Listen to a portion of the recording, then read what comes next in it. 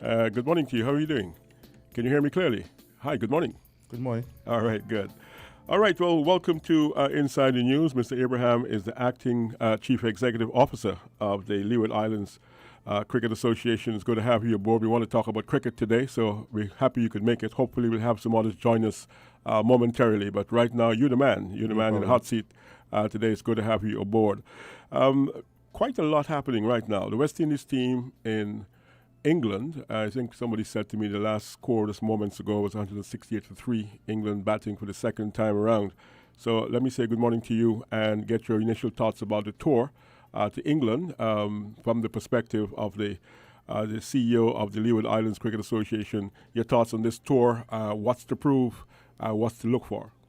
Well, my thoughts that the tour was a good tour to have right now, given the corona situation and the extensive medical the panel would have went through to make sure that the players were safe. From what I know and what I've gathered from players being in the bubble, that they feel very safe. So I think as well we must understand that with the coronavirus it has also brought economic challenges. And to play cricket, once you can play cricket safely, because the first thing is safe, where we can then attract some capital, attract some money, then it is the way to go. So it has my full blessing. My issue was once the players felt comfortable and once the environment was safe, then we should go ahead with it. And speaking to players who are in England right now, they tell me they're feeling very safe. I can tell you, I'm so happy to see some cricket again. I mean, it was fantastic just to see the game and the players. I think we're off to a great start, restricting England to just over 200 runs, passing the score, posting a total Yep. for them to chase. They've since gone past that, and they're building now. But one of the features of this particular game, apart from the fact that you had this biosecure area and all that goes into that, and there was some talk about not having to leave the venue, having to stay there, having to go through certain metrics as well. There was a particular moment when it was almost surreal to see players of both teams take the knee. Tell us about that. Well, that's significant. We know the movement that is happening around the world right now with Black Lives Matter. And it's significant for our counterparts to accept. And not just accept, because it's easy for someone to take a knee and show solidarity. But they must sit and they must understand. They must understand what it feels to be black. What you go through as a black person in society. We're in 2020, but sometimes it doesn't seem like it's any different from when we were in slavery. So for me, I'm happy with the first step of them showing solidarity, but I want to see the second step, where Michael Holden would have spoke about, where they need to be educated on the history and the struggles of the black people. Because I think once they're educated, they should understand the reason why we behave the way we behave and the why we react to certain things the way we react, because we've never been on a level playing field. And for us always having to come from behind, at some point you get tired. You really get tired of always having to fight for what you want. And these days we're so connected that you're seeing everything on your phone. You're seeing it on your laptop. You're seeing it on your iPad or whatever pad you have. And it's so real because it's right there with you wherever you are. It's not remote anymore. And with the Black Lives Matter movement that started after the death of Trayvon way back when, and we've seen like a global movement, but we've seen movements before. Do you think this one will continue? Do you think enough momentum is there? I beg your pardon, enough momentum is there to sustain this? Because now it's spread, it seems. I think so. I'm hoping so. Let me put it that way. What we have this time around is that you not only have just the American protesting, you now have the world where, in terms of, you have the same celebrities and athletes that we look up to, all are placing the Black Lives Matter at the forefront. You know, you have the football world where you have guys like Pogba and these guys will be leading the charge, but you also have in the U.S. those guys leading the charge, and you also have in the Caribbean. So this time around, I think the movement has caught on. I'm hoping that we can sustain it and have a conversation, because what we're trying to do is just to say, let's level the playing field. We don't want to be above, we don't want to be below. We want everybody to be the same, because once you're a human being, you should be treated the same. And you listen to Inside the News. We're speaking to Mr. Peter Abraham. He is, of course, the acting CEO of the Leeward Islands Cricket Association. And we're talking in the context of what has happened on the tour to England, the players from both teams, England players, West Indies players, took the knee. And of course, you know what that means. It dates way back to a player, a footballer, taking the knee to the anthem in the USA to protest violence against people of color. And it was great to see both teams take the knee. And of course, some of the players on the West Indies team had on black gloves as well and lifted their hand in that power salute that dated back to way back when athletes raised their right fist in protest against racism way back when. And then you had an interview with Mikey Holden after he said a few words. There was, I think, a rain delay or something that posed an issue, and it got to talking about Black Lives Matter. I have a clip here for what Mikey Holden, the great fast bowler, great commentator, well-respected, sometimes controversial Michael Holden. Here's a clip of what he had to say about the matter of racism. I said in that video, I didn't really experience a great deal of that as a young man growing up in Jamaica, perhaps because I wasn't in that society or mixing with people that would have shown me that racism. But what I want to expand on, though, Wardy, is what I said about education. Education is important unless we just want to continue living the life that we are living and continue just having demonstrations every now and again and a few people saying a few things. And when I say education, I mean going back in history. What people need to understand is that this thing stems from a long time ago, hundreds of years ago. The dehumanization of the black race is where it started. And people will tell you, oh, that's a long time ago, get over it. No, you don't get over things like that. And the society has not gotten over something like that. I'll skip all the gap between those long years ago and make one point and then go backward. That lady in the Central Park in New York, Amy Cooper, I think is her name. If she did not have in her DNA the thought process that she was white, this man is black, if I call a police officer, 9 times out of 10 he's going to be white, I'm going to be considered right immediately. The black guy will have to prove that he's not guilty, and by the time he proves that he's not guilty, he might be dead. She had that in her mind from day one. That is why she said and did what she did. How do you get rid of that in the society? By educating both sides, black and white. I hear people talking about brainwashing. I didn't quite understand as a young man what brainwashing meant. I now understand what brainwashing meant, what it means. We have been brainwashed, and not just black people. White people have been brainwashed in different ways. I go back many years. Think about religion. You and I are supposed to be Christians. I'm not really a very holy person, not a very religious person. But that's what we were taught. Look at Jesus Christ, the image that they give you of Jesus Christ. Pale skin, blonde hair, blue eyes.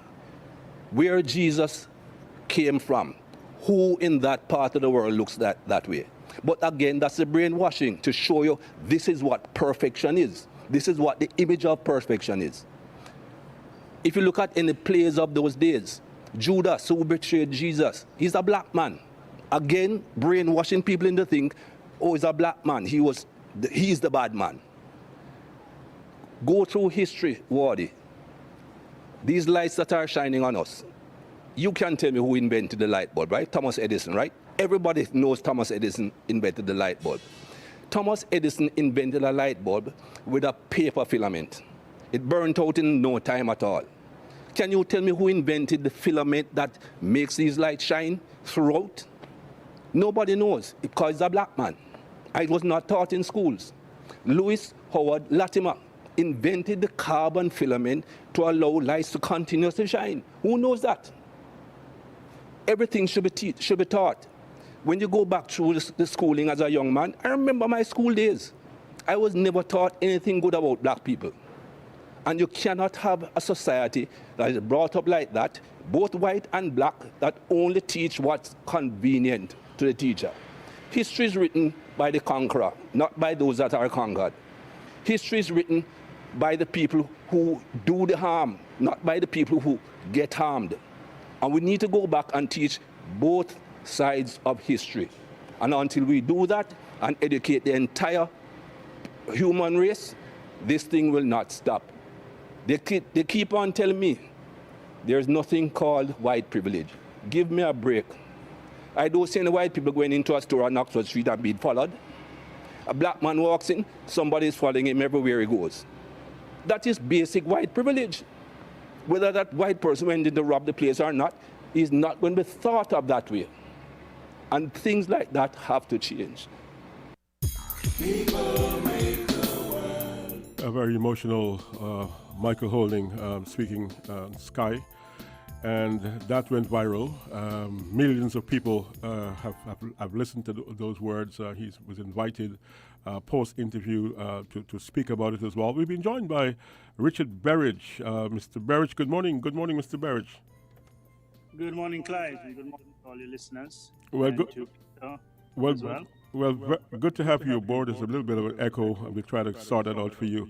We have Mr. Peter Abraham with us today. Of course, you guys are colleagues. You know each other. You've worked together in the past, and I guess you work together now and perhaps in the future. And to our listeners, Richard Berridge, you may remember, is a performance analyst, and he's spent 7 years, 6 months, I'm told. Perhaps the months may be a bit off, but it's 7 years, 6 months, he said, as performance analyst to the West Indies cricket team. And he's also a former CEO of Leeward Islands Cricket as well, and he's an audio and visual consultant. He's into web development. He was also the CEO of the St. Kitts Nevis Patriots as well. So can you share with us your thoughts, Richard, about this tour of England and also this issue of racism in sport, Black Lives Matter? Your thoughts? Yes, thanks for that, Clive. Well, let me firstly start with the tour of England because, as you know, the COVID-19 presented some initial challenges for this tour in terms of whether it was going to be played. It was scheduled as part of the Future Tours program.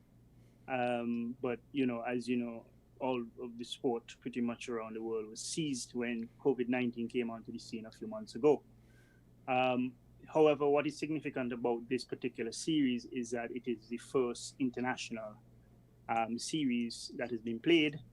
And of course, it's a test series, a 3-match test series that we were scheduled to play in England a little earlier, but and at different venues. However, I think it's great that we've been able to make it to England, undergo all of the quarantine protocols.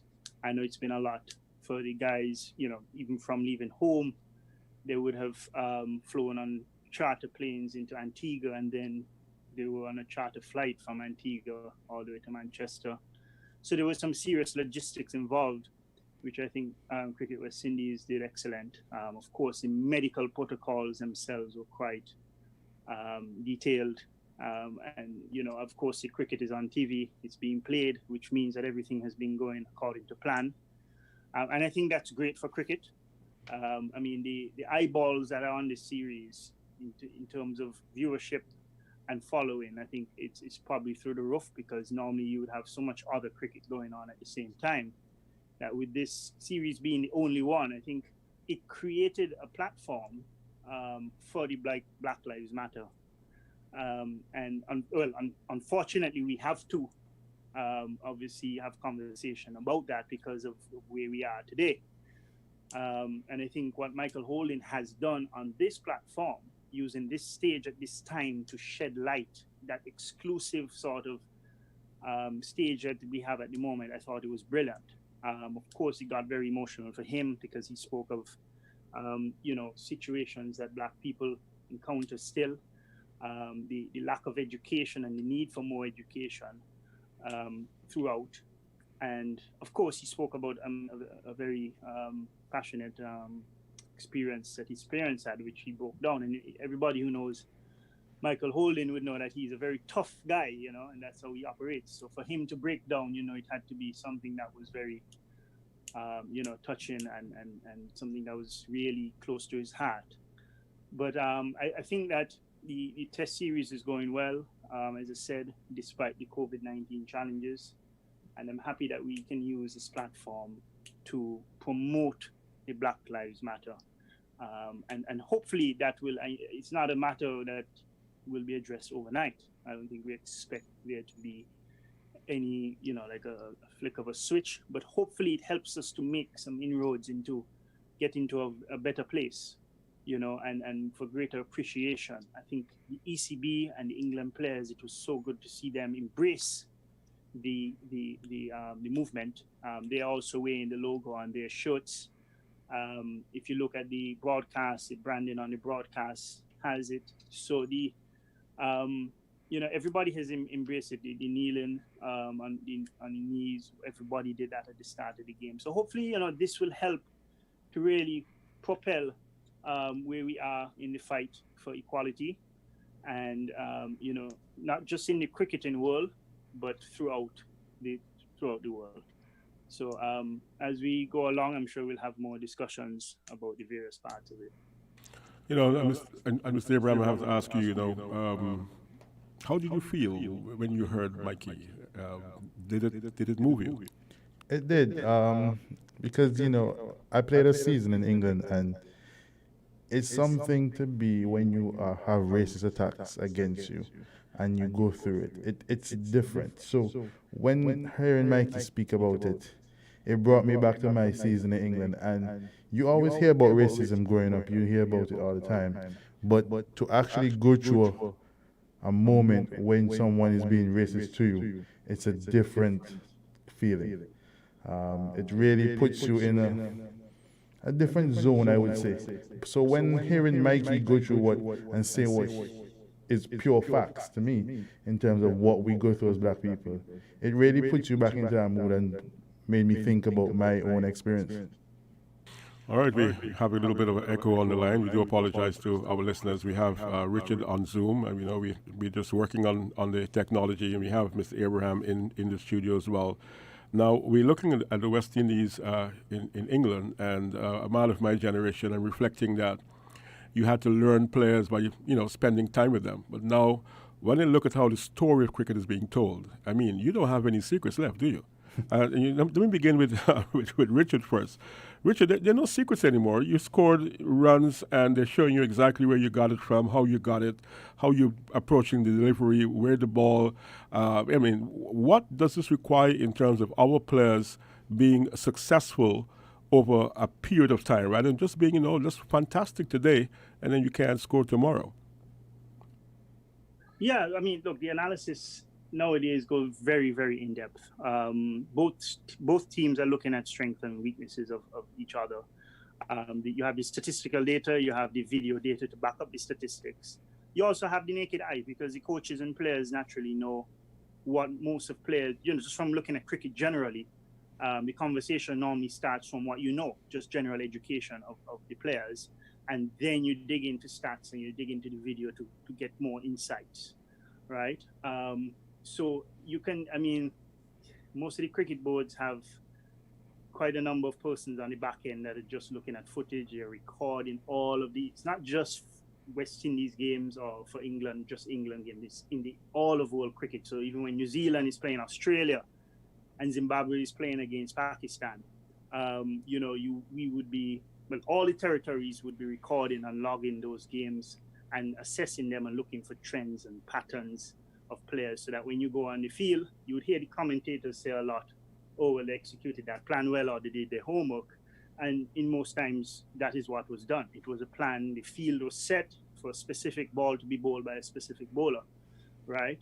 And that is where cricket is today. And I think for the West Indies, we struggled to catch up over the years, and that could be one of the factors between the 90s and sort of the late 2000s, where we never focused on that, while Australia and others were. And that, I believe, personally, is one of the factors.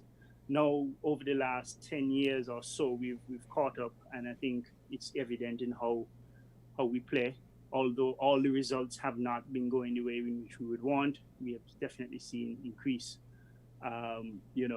improvements, per se, in our cricket overall. So at this point, Clive, I want to welcome to the discussion Darren Sammy, who is in St. Lucia. Darren, good morning. Good morning, Berridge. Good morning to your listeners. How are you guys doing? Good. I have Mr. Clive Backus here, who is the editor-in-chief at Win FM, and I have Peter Abraham, who I believe you know quite well as well. Yes. Good morning, gentlemen. It's a So, pleasure Clive, you to be just on. give Darren a bit of update of where we are. Yes, well, a very good morning to you, Darren Sammy. A pleasure to have you aboard. Last time I saw you, you were in St. Kitts with the CPL some time back. Good to have you aboard. We're just talking about the Black Lives Matter, the tour of England with the West Indies, and the fact that the players of both teams took the knee. And we're talking about the whole issue of racism. And, you know, I'm glad to have you aboard because you're the only captain to win the T20 cricket tournament twice, in 2012, 2016, test player.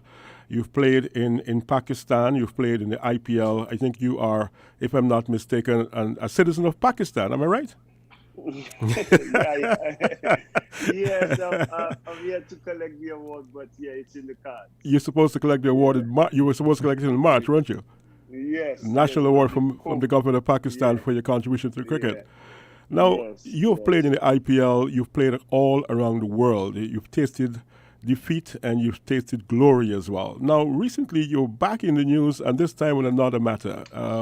A word surfaced, and you were surprised at that word. Can you tell us about that story? Yeah. Look, with everything that's happening in the world right now, you know, I think it's a great time. Black people, or rather people of color, feel that, you know, they have a voice. It's a time where they've had enough and they could stand up and speak out and be heard about the social and racial injustice and inequalities they've faced over how many centuries, you know. And with all that, you know, there's always education, or rather learning in every situation. And with all what that was going on in this world, you know, I was listening to a documentary on how an Asian comedian was, you know, making a stance for Black Lives Matter, and how his community or his people react and treat Black people.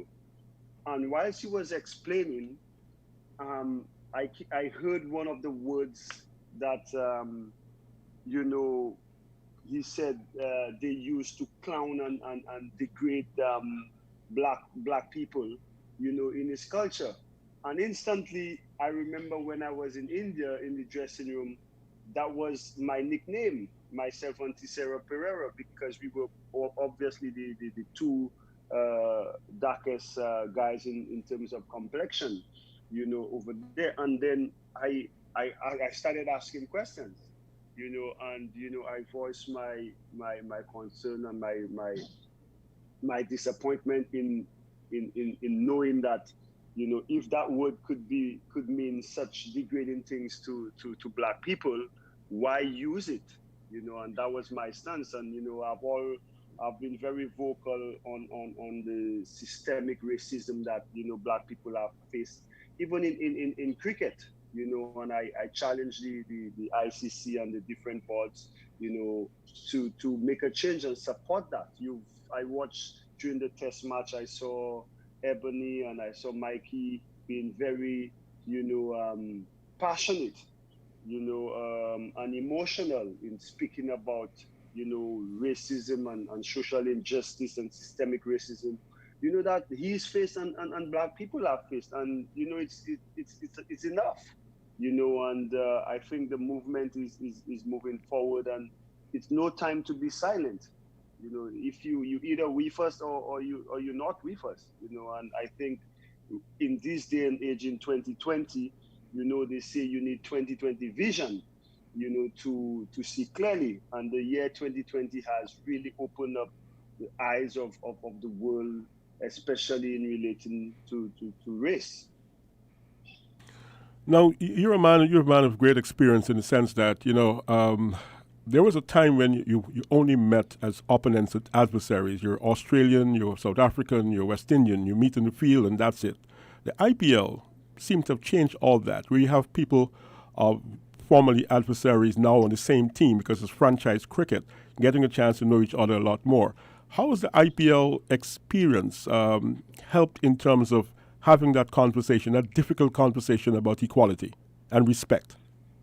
Well, it's what it like. I don't know what has been discussed, but the IPL, create that platform where you find knowledge about your opponents. You watch them, you practice with them, you play with them, you get to understand them. But I wouldn't say it's been a case where it's made the conversation easy, because if you go way back when West Indies began to dominate, and that's the type of systemic racism I speak about. Before we had before Clive Lord came about and got those 5 fast bowlers, and we had guys bowling quick. There was Thompson and Lilly doing the exact same thing to the teams. But as soon as we became dominant force in the world, you saw the laws changing towards our fast bowlers, trying to limit the success we could have and the dominance we could have on the cricket game. And that is something that has stifled us. Look at how there's a big three in cricket. When we were on top, we went to tours. Every team wanted to tour the Caribbean. Every team wanted the West Indies to tour them, play 5 test matches. Now, because of this oppression, you have India, Australia, and England getting the biggest share of the ICC revenue, and then the lesser boards who find themselves struggling, financially to keep their players at bay, because they can't afford to pay them. All that is part of the structure that has to change, So the IPL does, and the leagues does create an opportunity where you meet, opponents, where you could sit down and mingle, but it doesn't really target and affect and attack the inequalities, in the cricket game. It's a conversation that needs to be had, and it's about educating, like Mikey said, and it starts in the system, in the communities. Darren, question. And I think we can all agree that the Test series in England has been a great platform. However, would you like to see within the cricket network globally, right? Would you like to see a bit more voices coming to the front? What do you think about the rest of the cricketing world? Most definitely. Look, I just saw something happening in South Africa where the Cricket South Africa, the Players Association and the cricket board had to come in support of Ngidi, because he said, Cricket South Africa and the people must take a stance on the Black Lives Matter. And you have Pat Simcock and some of the white cricketers saying, what about farmers, and what about what's happening in this case? Is trying to say he was not fair in his statement, and we all know what happened in South Africa. So, despite everything, when you sit down and you listen to what Mikey said, if you don't get it, it simply means you don't want to open your eyes to what Black people have faced in this world. In every aspect. Why is it every time you hear a successful Black story, it is against the odds? It is because, he really was fighting against everything. You don't often hear that type of stories with white people. They've always had a platform for them to excel, and I think even now, you're not hearing the big names. Up to now, I've not heard India said anything about the racism. I've not heard Australia, the big name players that come to the CPL and mingle, and they all love to enjoy the life here in the Caribbean and partake with us, love to see us entertain around the world. I've not heard them come out and talk about it, and show their support, and I think our race has just, although I believe there's one human race, but we Black people have accepted and adjust to everybody's way of life and embrace them.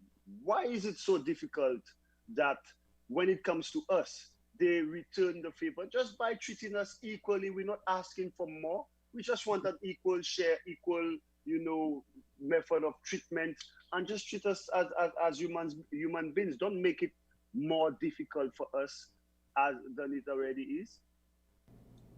Peter? When no, we've traveled a lot together, obviously, because you were the Yeah. captain for most of my stint, at least. Well, majority of it. And I know certain countries we will go to. Mikey made a reference about walking in a store on Oxford Street and being sort of looked at differently.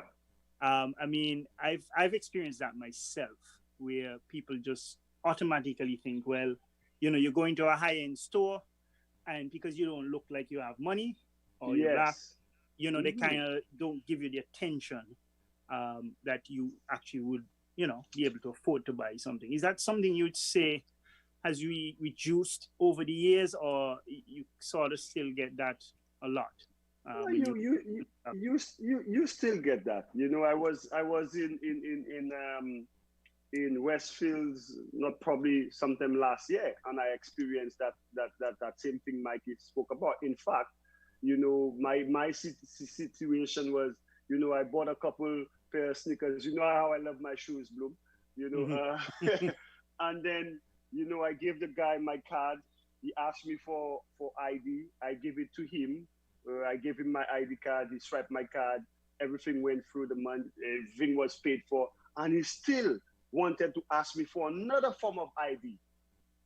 When everything on the transaction, the ID I gave him matched the information I had on my card. So I stopped to ask him, why are you asking me for another form of ID? What is the problem with the identification that I gave you to my face, the picture that's on my ID card, and the information that's on my card? He couldn't answer me. And then he said, well, if you don't give me another form of ID, you won't be receiving your good. I said, and I've already paid for it. So all these little things is just the way the system has portrayed black people, and that has to stop, and even in the words they use to describe what is wrong, the bad things in the world. You heard Muhammad Ali speak about it. If you get blacklisted, you get, everything is everything black is not good, to the point that I'm starting to think of, my mom is a very spiritual lady, and I raised in the church, and she always said, the place where they said Jesus come from, the way they portrayed Jesus all these years, that face is not the face that the historians tell you is the real Jesus. So that's how far they went to brainwash and get into the mental space of black people for them to control them. And I think history needs to rewrite itself. Up to this morning, I was thinking, all these stories I grew up hearing about Christopher Columbus, I have to ask how do I describe St. Lucia? Because I had a little, mantra, a little package to describe St. Lucia. Christopher Columbus called it the Helen of the West, and he said it was so beautiful. But Christopher Columbus have so many wrong things he did to the people in his day. So how do we rewrite our history and educate our young people? Well, the next generation or next two generations, that look, you are growing up in a society that you belong and you are equal and you could do and achieve anything that you want to do. And I think our being in sports is a perfect platform where you could express that and start the journey. But more people have to come out. It's not a case where you worried for your bread. You don't want to upset some people. Anybody right now, any organization, any movement, any establishment that is not for equality for the human race and for black people don't deserve to be don't deserve to be supported. That's how I see it. Yeah. Darren, quick one for you. We all been part of CPL. What do we expect? I haven't really heard much coming from CPL. What platform can we use? We now have the confirmation that CPL will be going ahead in Trinidad between the 18th and the 10th of September. What are you looking at? Is there any plans? Will players be done in the Black Lives Matter logo on the CPL uniform? I could tell you I've had conversations with the directors and the CEO of CPL on what can be done. There are talks that in place of things to do to support the Black Lives Matter movement. And I could tell you, if it's not done, I will definitely be speaking up about it. I intend, whether my teammates or my franchise, put the Black Lives Matter on the shirt or in the logo of CPL. I intend to have it somewhere on my shirt, and anybody that's against that will feel the full brunt of me in the media. It is the perfect place to show. It is the first tournament held in a predominantly black environment. This is the Caribbean, and you have a franchise, coming a whole league coming in. Now is the time to really show how much black lives really matter, to the world. They boast about viewership of over 500 or 300 million, people they reach out to. Now let's show those 300 million people how important black lives are to your league by doing something in spite of who and what other franchises are against it, by doing something and taking a stance, a unifying stance for the Black Lives Matter movement. And I expect to see something done in CPL. If not, I will be very vocal about it. But it'll be quite disappointing, right? I mean, we've seen the support given so far in England. The ECB has adopted it. The England team, as I said earlier, is wearing the logo, colors. They're even using the logo on the broadcast, on the scope. Yes. It would be very disappointing if the Caribbean Premier League, which is sort of the next big event, cricket event that's lined up in August to September, does not adopt that or even do more, Yeah. So I want to believe that things will happen. But I think it's great when you have somebody like yourself who's advocating and pushing for it, I believe something will happen. Like I said, they've asked me a few ideas, and they're looking at ways to do that. And I want to believe that these people really understand what's really happened. And what I would also love to see in the future, more black coaches in head coach positions. I said it to the ICC. I said it to on CNN. If you don't give us the opportunity to show you that we could lead, how are you gonna know? We produce some of the best T20 players going around building leagues, entertaining leagues. So you're telling me the product in which these guys come from don't know how to lead as well? Of course, we have so many guys who knows and understands T20 cricket, and I love to see them in a leadership position, effecting change and building and further developing the cricket game from a leadership position, because it's very easy for a white coach to come to the Caribbean and be accepted.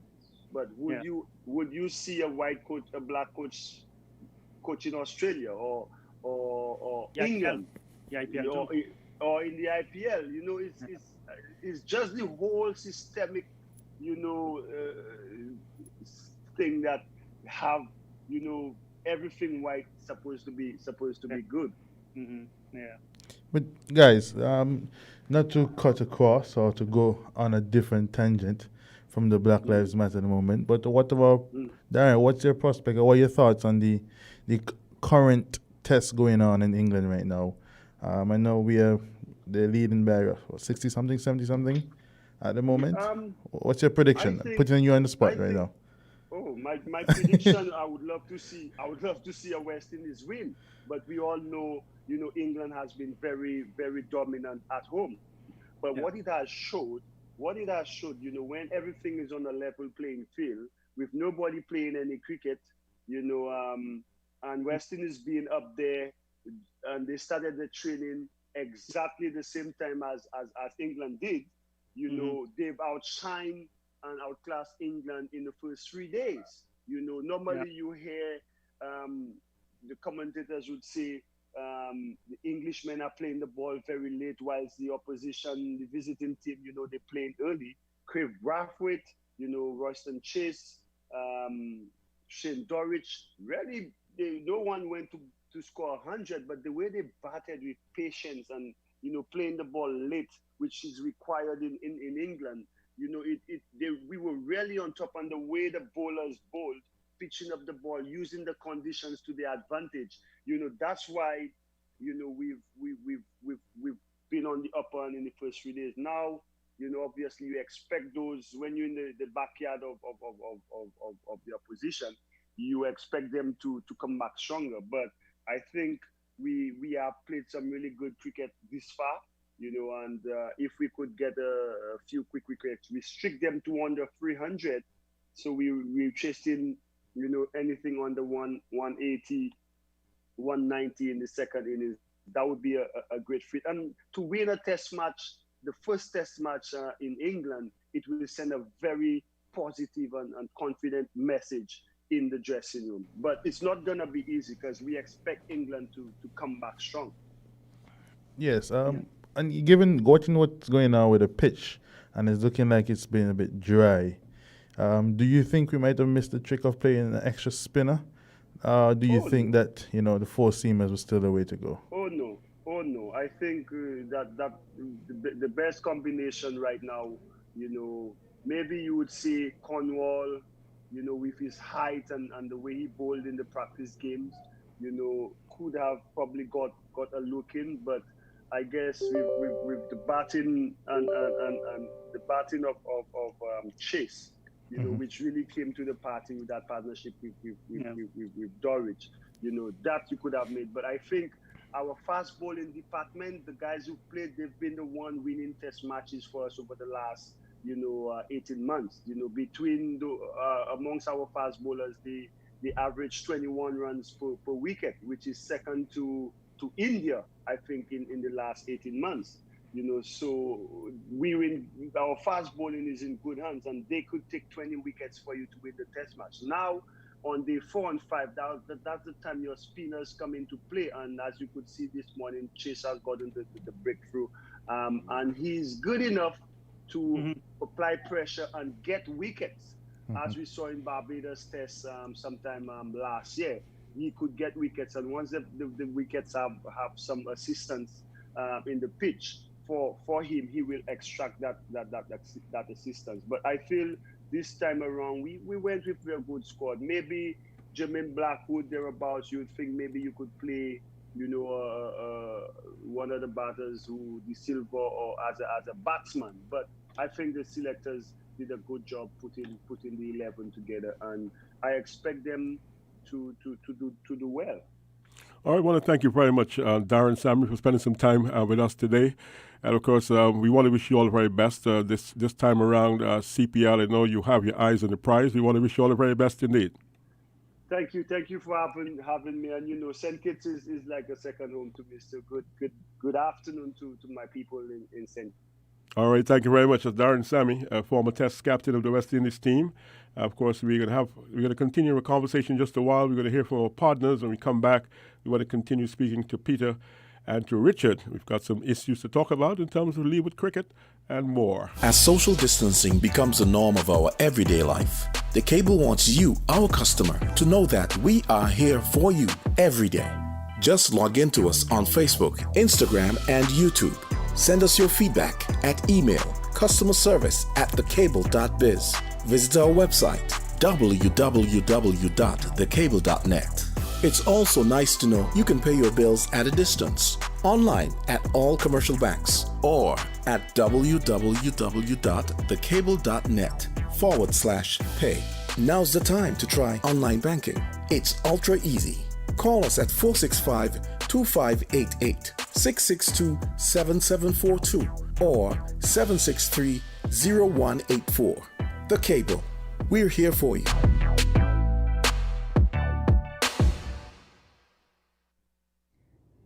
Honey, I have so much to do, and now I need to go to TDC Home and Building Depot to buy the new fridge. Samantha, stop worrying. You can purchase the fridge and whatever else you may need with TDC Home and Building Depot's curbside and delivery service. Really? Just send your request via WhatsApp or email, pay online, and get your purchase by pickup or delivery. Wow! I'm going to try TDC curbside and delivery service now. Terms and conditions apply. Check our social media pages for all the details.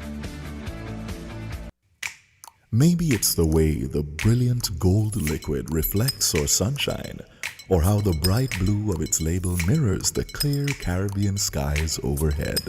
Maybe it's the fresh, crisp taste of this beastly cold beer on a scorching hot day. Maybe it's even the way it brings us all together. But one thing is for sure, Carib is very much a part of who we are wherever we're from in the Caribbean. Carib. It's the way we play. Drink responsibly. You tune in to FM, it's 90.9 on your dial. We are inside the news. We have with us today Mr. Peter. Well, basically, we were talking to Darren Sammy just moments ago. Let me just segue very rapidly to Darren Sammy. I played a little bit of what made the rounds on social media that really, we wanted to hear from him today on today's program.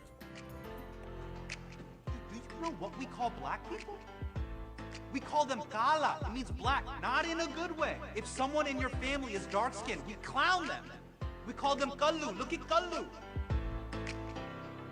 I was being called the exact same word that he described that was degrading to us black people. It's fair to say I was a bit angry, having experienced such great memories, with your teammates, the camaraderie and the unity that was in there. I still had doubts. What I was hearing from the documentary from Hassan, what that would actually meant. I wanted clarification because I didn't want to bring myself to believe that these guys, knowing what that word meant, still used it as a nickname for me. So a little bit of what Darren Sammy had to say that, really was part of the conversation we had today about Black Lives Matter, about racism, overt and covert. But we're back with Peter Abraham, and of course he's with us. Richard Berridge is not on the line at the moment. We've also said thank you so much to Mr. Sammy for finding the time to talk to us on Winner FM 90.9. I think Richard is back with us now. We want to say welcome back, Richard. Yes, I'm back. Well, we're almost about to wrap the first segment of the program, so I wanted to just talk a little bit now about cricket, Leeward Islands cricket, in the context of COVID-19. I'm going to ask you to lead us off, Richard. What are some of the considerations? Before COVID-19, you had so many expenses linked to cricket. You have to think about words like liat and moving your teams around and all that. But perhaps you can tell us some more. You guys have been on the ground. Yeah, look, I just like most of the other sports and just the general challenges that the tourism-related businesses would have had. COVID-19 put an immediate stop to all cricket activity. It has also created a very challenging situation with respect to finances. Cricket West Indies was pretty much going through a financial sort of review, putting in place certain measures to improve the financial situation as it relates to the company. And then COVID-19 appeared. As you would have seen based on the release, I think it was about a month ago, as of 1st of July, all Cricket West Indies players, staff, from the directors right down, have had to take a 50% cut in salaries and allowances, right? And that is to show you how bad the situation is. So the funding for cricket, it is a challenge. That's why it was so important as well, this tour that's going on. Not that anybody was putting any lives at risk, but because it was safe and everybody was satisfied with the medical protocols, this tour was important for us to go and ensure that we can keep some sort of revenue coming in for the board, as long as we had gotten over that safety hurdle. I want to be clear with that because there's been a misconception that the finances have come ahead of medical and health, and that is not the case. If the green light was not given for the medical component of it, the tour would not have happened. But because the green light was given for the medical part of it, it has now ensured that we are able to satisfy some of the contracts that the board have had. And one of them, of course, is very obvious in Sandals, right? Sandals themselves would have, been going through quite a lot with their hotels being closed. But I think it's great PR for them, hopefully, over the next year, next coming months, when, the markets can reopen, that the branding and advertisement would be valuable to them. So we're still stuck though, because we have a big issue. None of the development tournaments have been playing, regional tournaments, that is. I think under 15, under 17, under 19 would have been played by now, including the women's regional tournament. The 4-day was cut by 2 rounds, so we played 8 rounds of 4-day cricket instead of 10. There has been no clarity yet on what happens with respect to the Super 50 later this year. We do know that CPL is going ahead in Trinidad. That is, of course, as you know, that is an outsourced event, but it's still part of our domestic cricket. So it's good to get the players, and when I say the players, not just the international players, but the regional players, it's good to get them back involved in that level of cricket come August and September, although, we'll have to go through the protocols. The guys who are attending the tournament will have to go through the quarantine and other protocols. But there's really no clear pathway. It's still up in airs as to what will happen next, say after CPL and after this current international series. And, we were due, Peter, you might have to help me here. I think we were due to play South Africa and New Zealand this summer, the Caribbean. Yeah, right after CPL. Right, so those are off, or at least postponed for now. Later in this year, I believe we were due to travel to Asia, somewhere in Asia. That is probably going. We're going to be at the T20 World Cup in October. That seems to be off, postponed. I don't know if it's been officially yet, but from all reports, that is going to be more than likely postponed to next year, right? So the future is still quite. Although we're playing now and it looks good and everything looks safe, we're still not too sure how much more cricket is going to be able to be played. And until then, of course, it's a very challenging situation for Cricket West Indies. But we do hope, that once things are all clear and the green light is given, then maybe we can start to play some level of regional cricket. But as you said, Liat obviously is a very important component to the cricket logistics, right? The teams moving around, administration, coaches, everybody. Liat is... I would like to see the annual bill for Cricket West Indies with Liat every year. It has to be in the millions, right?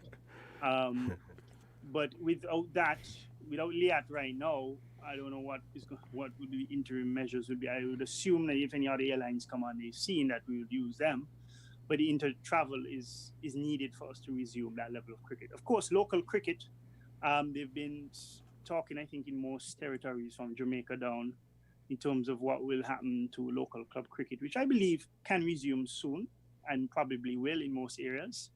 But in terms of the regional cricket, I'm not too sure about that. I don't know if Peter has any more to add to what I would have said. Yeah, well, in terms of regional cricket, what we're looking at now is to see how CPL goes and then take it from there to see if finances and other things help would allow Super 50 to take place this year. So in the Leeward Islands context, it's even become a bit more challenging, where we literally have 7 different independent governments negotiating and navigating that COVID restrictions in all these countries. You could acknowledge the headache that I'm having right now. So although we have picked our franchise team, to be honest, when we'll be able to get the franchise back here in St. Kitts, it's still a question mark, because we have some places that borders are still closed, other places require quarantine for 14 days. So right now, what we are looking at in terms of keeping our guys engaged is to have different clusters set up. So where we have franchise guys, try to get some coaching for them on the ground so that the guys can maintain their cricketing technique and improve for the season. So whenever the season is called, we're not just trying to get ready, but we're staying ready. So I know the coaches would have been sending out programs. They've been doing monthly fitness tests to make sure that the standard of the fitness remains, because one of the things now, COVID has given us an opportunity. As bad as COVID is, you have to look for the silver lining in everything. And it's giving players the opportunity now to really focus on some fitness stuff. Like for those guys who had some niggling injuries, it's giving you a time to heal, a time to rest. So we want the players to utilize this downtime that they're given to make sure they come back strong. So whenever the situation allows and we can get the team back to St. Kitts, to base, to train together as a team, that the guys are coming strong, ready to go with the coach to continue working on technical issues. So Richard would have alluded to you that, everyone around the Cricket West Indies landscape, from the directors come all the way down to all 6 territorial boards, had to take a 50% cut, players included. As painful as it is for players and everyone, it came back to, do you give 50% cut or do you lay off some people? So I think Cricket West Indies, in their wisdom, decided this is not the time to go down that road. This is the time we all take a shared sacrifice together because we're all in this together. If there's no players, there's no cricket. If there's no administration, no one can organize. So everyone has to come together and take the burden together and the sacrifice together, which I think is key. And the players have reacted to it. The players have understood. I think the players are appreciative because maybe in the initial stages they might have thought that, this would have been it for the next 6 months.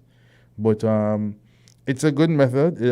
What it allows for us, though, from a cricket administration standpoint, it allows you an opportunity to reorganize yourself.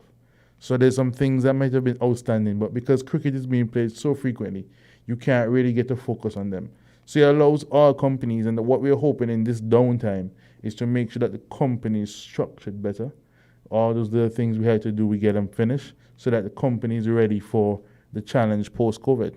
Because I think COVID has brought the challenge, but the post-COVID is where the challenge is going to be, because cricket, like all sports, run on sponsorship.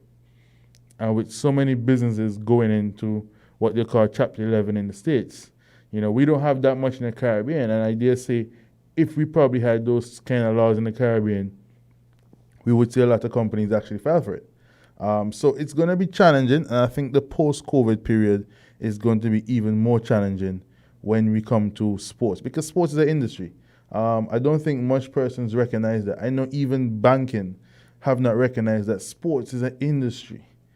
A sportsman might not get a contract for 30 years to work in one place and he has a mortgage, but the amount of money he may be able to generate in that year might be equivalent to 15 years of you working in that place. So I think this now has given us a chance to really redefine the industry.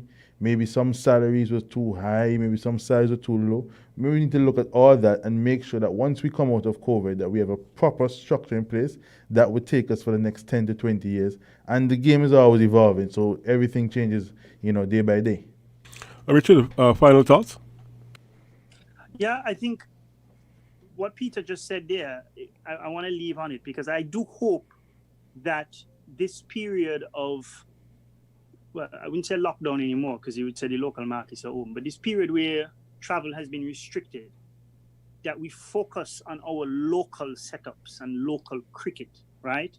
And what I mean about that, like Peter spoke about the Leeward Islands, who's based in St. Kitts. The players coming from different islands are unable to do that at the moment.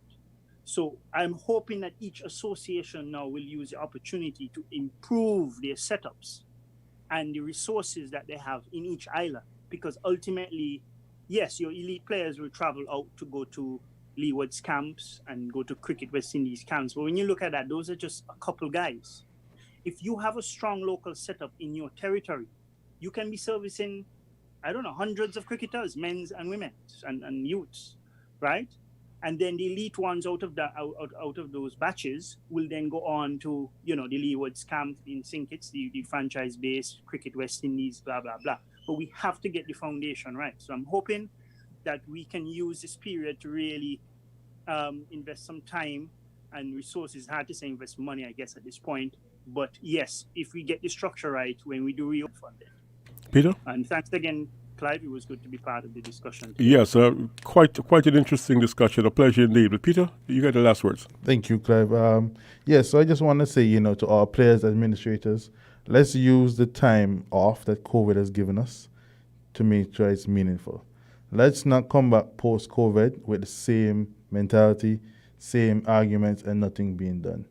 We've been given a few months. Let us use it. Players can come back fitter and smarter, and administrators can become more leaner and more efficient. So I just want to say to persons throughout the region, yes, the Leeward Island Hurricanes guys are back in training.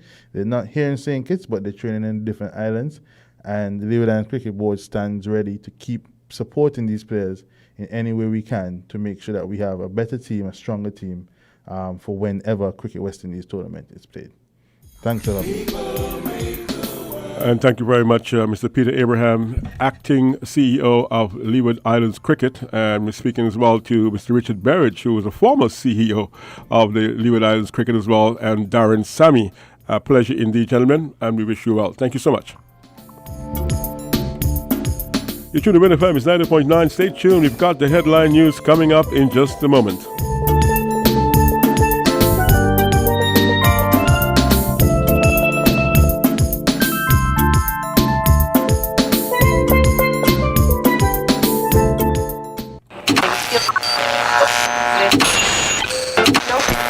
You found the sound. 98.9. Win FM. We now bring you the Win FM Headline News. The Win FM Headline News is brought to you by Caribbean Alliance, KDP Enterprises, The Grange, Carib Brewery, CNC Trading.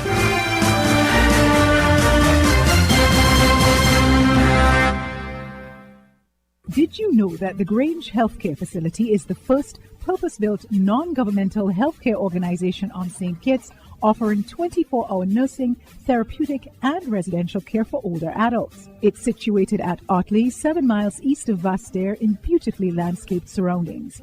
The Grange has a team of highly trained professionals and provides care that's rated as being comparable with UK and North American standards. The Grange offers varied accommodation to suit your individual needs, and our all-inclusive packages make the cost of care per hour the most competitive on the island. Services include convalescent care for all ages, daycare facilities for older adults, rehabilitation services, and training and continuing education for healthcare providers. For more information, call 466-5525 or 465-8020, fax 466-8221, or email thegrangehealth@gmail.com, or visit our website at www.grangehealthcarefacility.com. Shipping your cargo shouldn't be a hassle. It can be as easy as a single call to Amerijet International, your worldwide cargo transportation solution. We provide all the services you need to ship your goods anywhere in the world. Whether your shipment is fresh, frozen, large or small, alive or hazardous, you can count on Amerijet to deliver it safe and sound. Amerijet International, by land, sea or air. We get it there. For more information, visit us online at www.amerijet.com or call us at KDP Enterprises, telephone number 466-9595.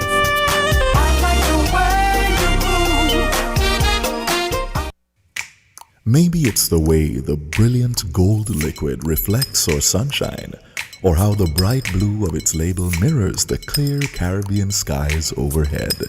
Maybe it's the fresh, crisp taste of this beastly cold beer on a scorching hot day. Maybe it's even the way it brings us all together. But one thing is for sure, Carib is very much a part of who we are wherever we're from in the Caribbean. Carib, it's the way we play. Drink responsibly.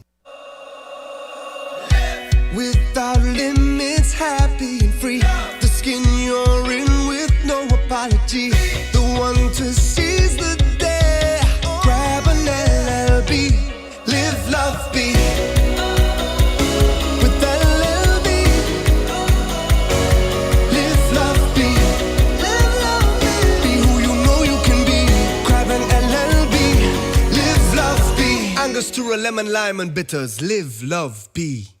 Protect your lifestyle with Caribbean Alliance Insurance. Till you walk with a low reputation and service for second to none. Securing you is our mission. People that you can trust, your business, property, we got you covered. Motor or personal, whatever it is, we got you covered. 130 years in this business, we've got you covered. For all your insurance needs, visit or call us at 465-2631. or 469-5303. Dealey Walwyn, people you can trust.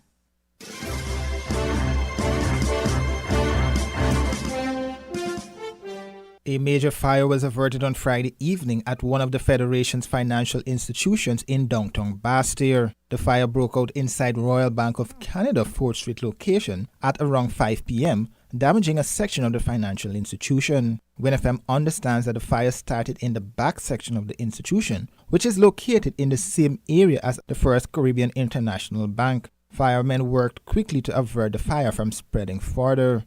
At around 18:30 yesterday afternoon, the Bastyr unit of the St. Kitts Fire and Rescue Services responded to a report of smoke being seen coming from a window at Barclays Bank. On arrival at the scene, the men had to use forced entry to gain access to the property. On gaining access to the property, fire was met in a back room area populated with a huge amount of electrical equipment and components. The men quickly went into action and extinguished the fire. The quick action was able to prevent the fire from spreading to other areas of the bank. Damages were done to the area where the electrical equipment was located. The ceiling directly above that area was burned. Offices in and around that area also received smoke and heat damages.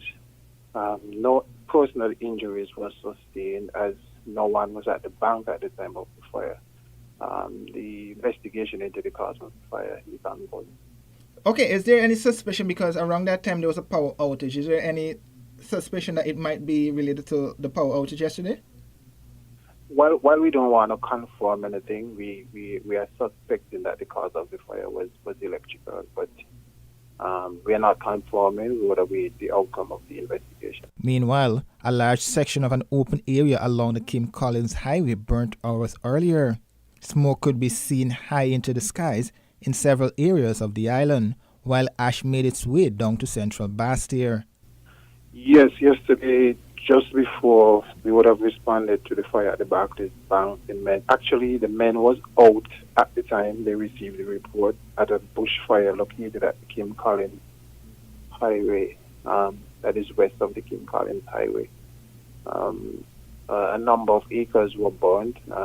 The men stayed around and monitored to make sure that the fire did not spread to any private property.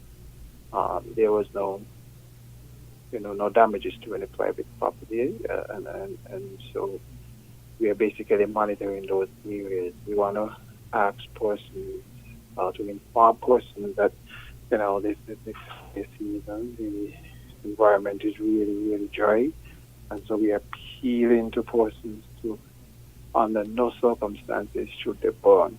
We are having a lot of issues and some frequent amounts of wildland and bushfires, and so we want to strongly appeal to the general public that under no circumstances should you burn anything around this time.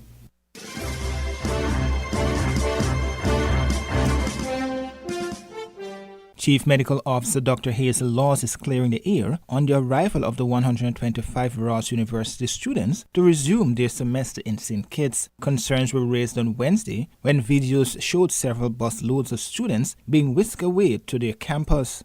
And so the Ministry of Health and the COVID-19 Task Force would have collaborated with the RUSVM, Ross University School of Veterinary Medicine, to facilitate the return of the first tranche of their students. And so on Wednesday, July 8th, 123 students arrived on island via charter. The task force held a series of meetings with key personnel from the International University to ensure that all established protocols were followed in the process. Now, the students consented to serial testing, and this, let me explain. This really includes a pre-arrival test, and so the students, while in Miami, they received a pre-arrival molecular COVID-19 test, and those students who tested negative, they were included on the charter to St. Kitts. A similar test was done upon arrival. And please note, another test will be conducted on day 14 of quarantine. Dr. Law speaking at the NEOC media brief. According to the CMO, the students were also tested upon arrival in the Federation and their samples returned negative from the Next Generation laboratory. The students are all quarantined at the 5 residential halls or dormitory buildings located on the RUSVM campus. The residential halls on the RUSVM campus are guarded by the members of the Royal St. Christopher and Nevis Police Force, the St. Kitts and Nevis Defense Force, and the RUSVM security personnel. I repeat, all the students are on dorm on the RUSVM campus. The dorms are guarded by members of the Royal St. Christopher and Nevis Police Force and the St. Kitts and Nevis Defense Force, along with the RUSVM security personnel. And so, in other words, the students who landed on Wednesday, they are not walking around in Bastille, and they are not on our beaches. All students were sampled upon arrival, and their samples were processed at NextGen Lab, and we have received all the results from this exercise, and all results so far are negative. With returning nationals and visitors to the Federation having to foot a bill of US $500 for their accommodation during quarantine at a government facility, questions were asked about the Ross University students. Dr. Laws disclosed that the fees were covered by the university for all students who returned on Wednesday. The cost of accommodation for the 14-day period while on dorm on the RUSVM campus is covered totally by the Ross University School of Veterinary Medicine. Who is covering the cost for the COVID-19 molecular test for the students? Again, the cost for the COVID-19 molecular test will be covered totally by the Ross University School of Veterinary Medicine. The Ross University School of Veterinary Medicine is also covering the cost of the laundry for the students. Please note that the students themselves are covering the cost for their meals, groceries, and miscellaneous expenses. Addressing another concern, the CMO noted that not all students returned home during the onset of the virus in the Federation, and as such, many were still moving around on the island, and no issue should be raised.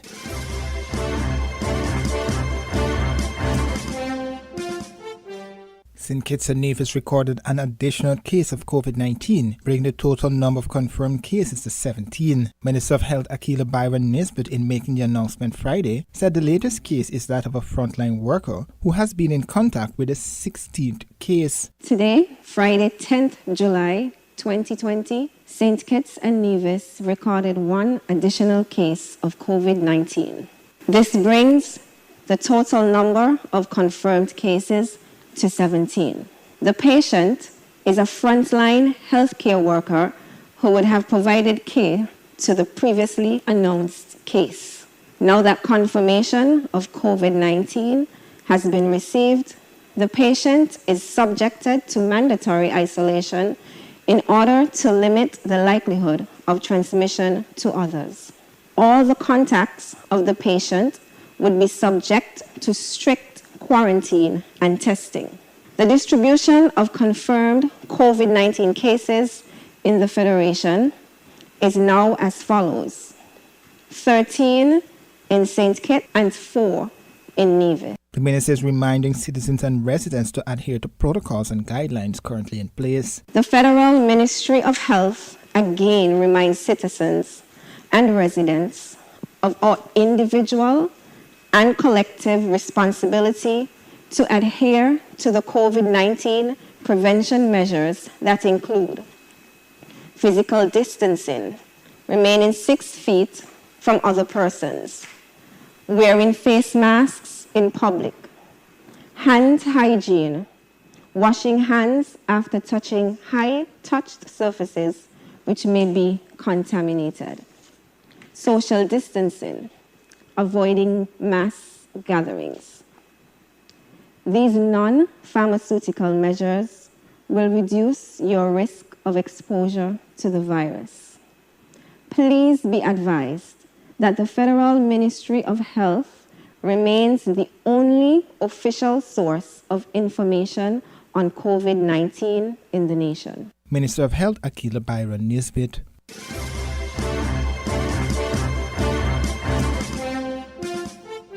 The St. Kitts Electricity Company is now joining the ranks of entities allowing customers to pay their bills remotely in the era of social distancing. On Thursday evening, the company launched its new interactive application that allows customers to call in and pay their bills. General Manager of Skelec, Clement Williams, gave an outline of the interactive voice response system. It is no surprise that because of COVID-19, the world has forever changed. We are now forced to adapt to the new normal and put processes and systems in place that allow us to function. IVR is a perfect example of this new paradigm shift. In fact, the IVR system has been in discussion well before 2020, but was forced into operation to help aid in the need for autonomy and remote access to services. Customers who were not necessarily account holders but had interest in paying on accounts wanted the option of not coming to office to check or pay balances. The IVR system has the ability to carry out a number of features. These include the ability to receive balances and pay bills over the phone using credit and debit cards, receive false alerts for planned and unplanned outages, and even give a call back to confirm that your service has been restored.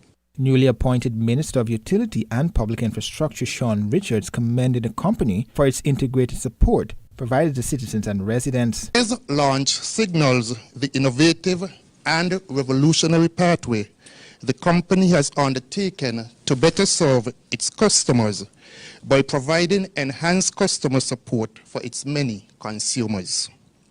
At a time when there is increased need for interconnectedness, companies must engage in strategies to increase the support it can provide to its employees, customers, and stakeholders. The year 2020 has brought many unusual occurrences which require creativity, problem-solving, tenacity, and a people-centered approach. COVID-19 is one such example. Minister Richards says the new initiative will continue to allow the company to provide people-centered customer service. In recognizing the financial hardship endured by persons during the pandemic through the government of St. Kitts and Nevis, Skelec was able to offer a 3-month moratorium for customers impacted by COVID-19. We are happy that we were able to provide relief to customers and citizens of the Federation during these turbulent times.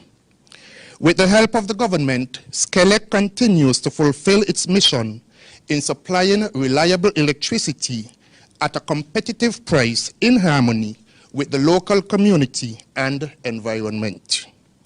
The government has ensured that the company never faltered in its duty to the people of St. Kitts. I assure you that in every decision that is made by the company, it is with consumers in mind. With the government's continued support, Skelec remains a customer-centered company that seeks to satisfy the needs of its customers. As such, with the onset of the global health crisis, COVID-19, the company recognized the need to further support its customers. Doing so during a COVID-19 era required Herculean efforts by the company. Skelec's Public Relations Officer Gawain Fritz explained to WinFM how the IVR works. What it is, it would allow you to use your phone to make bill inquiries. So you could check the balance on your bill, you could make a payment over the phone, or you could report a fraud. So say if you go the first thing, checking your bill balance. If you just need to, you could call 465-2000, follow the prompts, which is 2 and then 2. You then enter your account number. If we already have your number on file, match to an account, we won't have to mention your account number.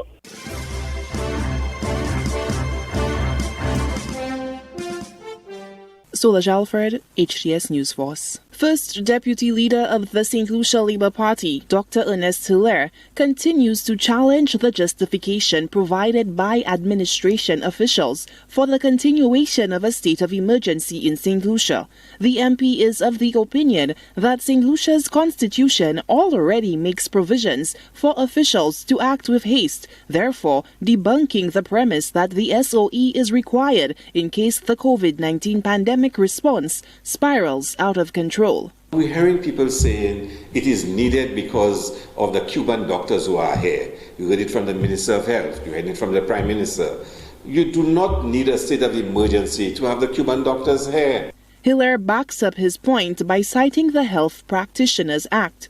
According to the Act, Division 3, Registration and Practicing Certification, Section 39, Registration in State of Emergency, quote, notwithstanding any provisions of this Act, where at any time in the opinion of the Governor-General a state of emergency renders it necessary, the Governor-General may authorize a person to practice as a general practitioner, specialist practitioner, or temporary practitioner, and to issue a practicing certificate to a person who shows to the satisfaction of the Governor-General that the person is of good character and holds qualifications from any university or institution in any country which is authorized by the law of such country to grant such qualification.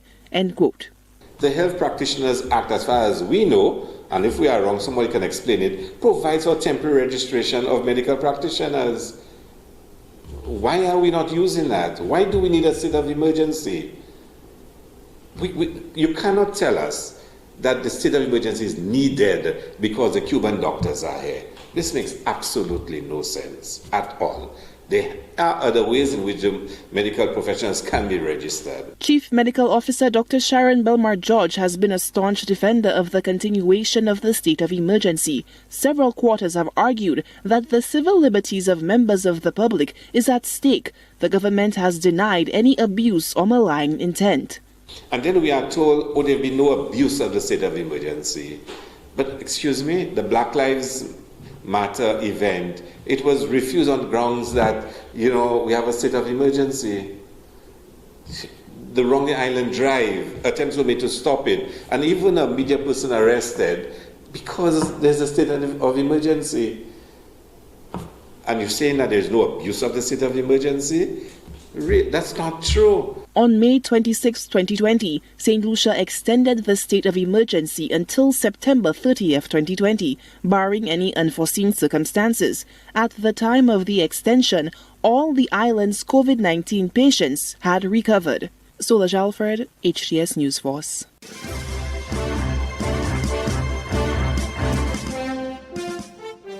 This is Al Jazeera. We begin the program with a memorial to the victims of an atrocity that happened 25 years ago and is still fresh in the memory of those who lived through it. It's the anniversary of the Srebrenica genocide, where more than 8,000 Muslim boys and men were murdered by Bosnian Serb troops. The ceremony took place in eastern Bosnia and Herzegovina, where survivors, families and dignitaries remembered those who died. The killing was the worst crime of the 1995 Bosnian War. It is the only mass murder to be ruled a genocide on European soil since the end of the Second World War. Our correspondent Tarek Durumsevic is in Srebrenica. We'll talk to him shortly, but first, this report from Sonia Gallego. An expanse of gravestones, each one a victim of the genocide perpetrated here a quarter of a century ago. The fathers, grandfathers, brothers, uncles and sons of Srebrenica. Those they left behind come to pray here, but the trauma of what happened is present. I only wonder why they killed my children. They were my neighbors. On my oldest son's wedding day, I invited them first, my Serb neighbors. The widows and mothers of Srebrenica, left with their photos, their memories. Fatima Mujic lost her 3 sons and her husband. The body of her eldest has never been found. Every day she is haunted by the last time she saw her youngest son, Nufik. He hung on to me. When Serb soldiers came to take him, he said, "Mother, don't leave me." I stroked his curly hair and said, "I won't leave you." They took him and I followed. I don't know if they hit me. I don't remember anything. It was this man, Ratko Mladic, the commander of the Bosnian Serb forces, who gave the order to exterminate the Muslim men and boys of Srebrenica. Here he reassured the young that they had nothing to worry about before condemning them to a massacre. Together with the wartime leader of the Bosnian Serbs, Radovan Karadzic, they unleashed an atrocity the like of which had not been seen in Europe since World War II. They were later found guilty of genocide and crimes against humanity by a UN War Crimes Tribunal. Both are now serving life sentences in The Hague. But the failure of the Dutch forces acting as UN peacekeepers sent hundreds to their death. Many of the victims fled to the UN-designated safe zone, only to be handed over to the Bosnian Serb forces. Hasan Nuhanovic lost his entire immediate family in the killing that ensued. He succeeded in holding the Netherlands partly liable for their deaths. The genocide was happening as these troops were here deployed on the ground. They could watch it with their own eyes. Europe, in my opinion, was only the bystander while genocide was being perpetrated. Now there is a new generation of young people. Many may have been born after the genocide, but it is never far from their minds or their family history, as is the need to preserve the memory of those who were killed. I grew up near here. I keep an eye on this cemetery. I lost a lot of family then. I lost my grandfather. Keeping the memory of the victims alive, and for their families, a chance to remember them in dignity. Sonia Gallego, Al Jazeera. Tarek Durumsevic joins us now live from Srebrenica. Tarek, just tell us what happened today as part of today's commemorations. Well, the commemoration was held. There were dignitaries who couldn't be here, although they were announced due to the coronavirus pandemic. They sent a video message in advance. The likes of Emmanuel Macron, Mike Pompeo, Bill Clinton, Antonio Guterres, Justin Trudeau, and so on. Initially, this was planned to be a large-scale, big event, but due to the pandemic, that had to be scaled down. We saw a much smaller crowd this year, up to 5,000 people approximately, and we saw the burial of 9 victims of the Srebrenica genocide who 25 years later finally found their eternal peace. And Tarek, it's pretty incredible to think that even 25 years on, remains are still being found. Why is that? What's the difficulty in that? Now, there's still a local community that lives here and that faces tremendous challenges, several challenges. And when you talk with them, the challenge they think as of paramount importance for them is the challenge of genocide denial. I will come back to genocide denial.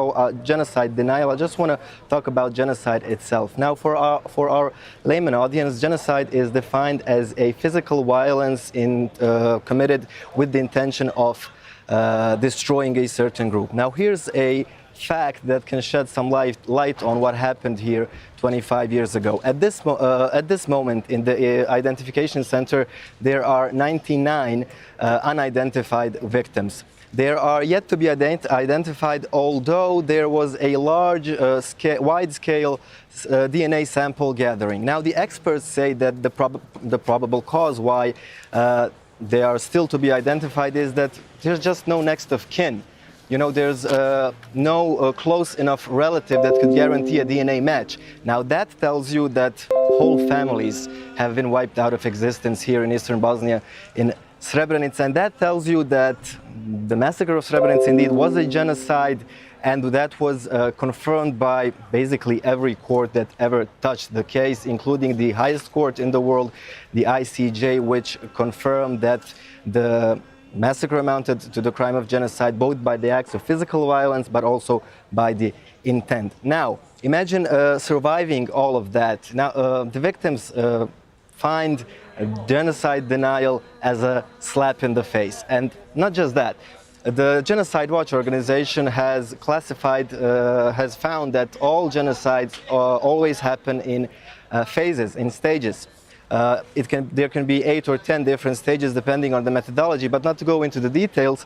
The point is that the last phase of the genocide is genocide denial, and that is an indicator that it could happen again. So denying genocide for the victims is not just a slap in the face, and recognizing genocide is not just honoring their suffering, but also they perceive it as a sort of a shield for potential future suffering. Thank you for that, Tarek Durmsevic, live from Srebrenica. Well, Mohamed Durakovic is a Srebrenica survivor. He was a teenager when the war began and spent more than a month in hiding when Serbian troops descended on his town. He joins us now from Ljubljana in Slovenia. Thank you so much for your time. As we said, you were 17 when the war started. What are your most vivid memories of that time? Well, if we're talking about the time before the war, I would say that I was just a typical teenager like anyone living in that part of the world or Europe. But unfortunately, our lives were completely changed in the spring of 1992 when the Serb forces started occupying the towns of eastern Bosnia, which are bordering with Serbia.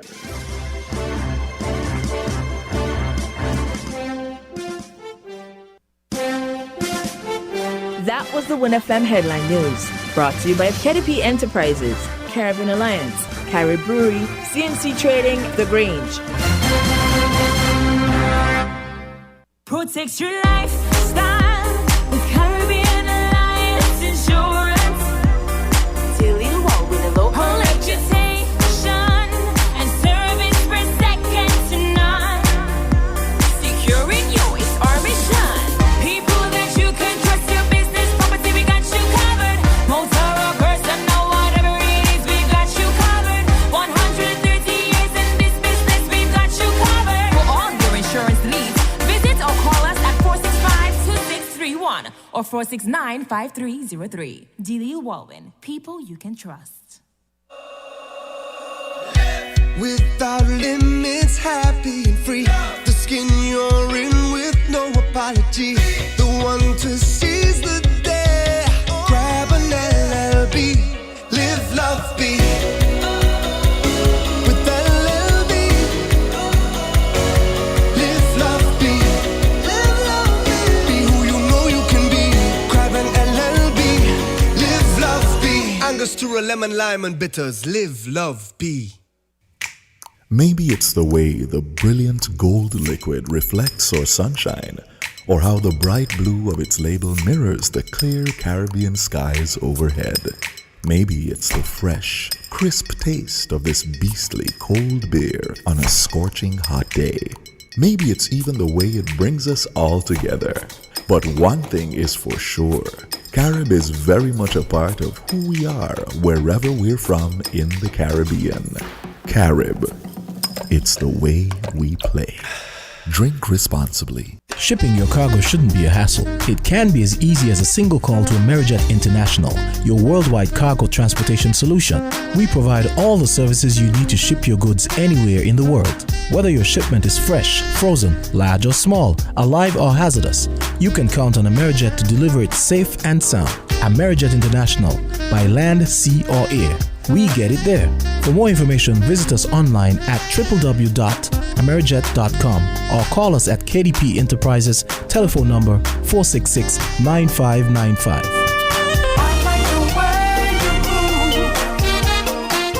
Did you know that the Grange Healthcare Facility is the first purpose-built non-governmental healthcare organization on St. Kitts, offering 24-hour nursing, therapeutic, and residential care for older adults. It's situated at Otley, 7 miles east of Vastair in beautifully landscaped surroundings. The Grange has a team of highly trained professionals and provides care that's rated as being comparable with UK and North American standards. The Grange offers varied accommodation to suit your individual needs, and our all-inclusive packages make the cost of care per hour the most competitive on the island.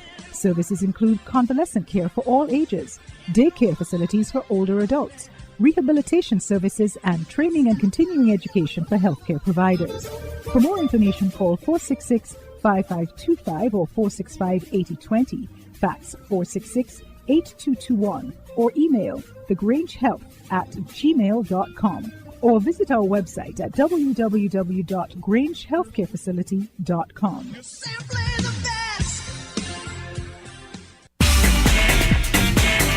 Found the sound 98.9 FM.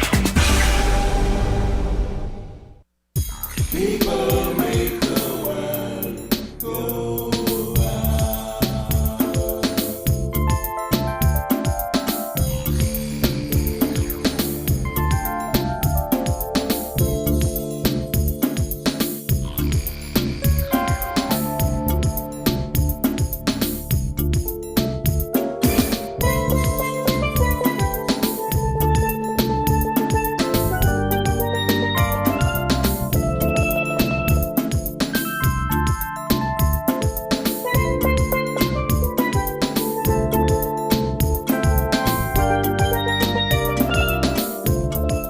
As social distancing becomes the norm of our everyday life, the Cable wants you, our customer, to know that we are here for you every day. Just log in to us on Facebook, Instagram, and YouTube. Send us your feedback at email customerservice@thecable.biz. Visit our website www.thecable.net.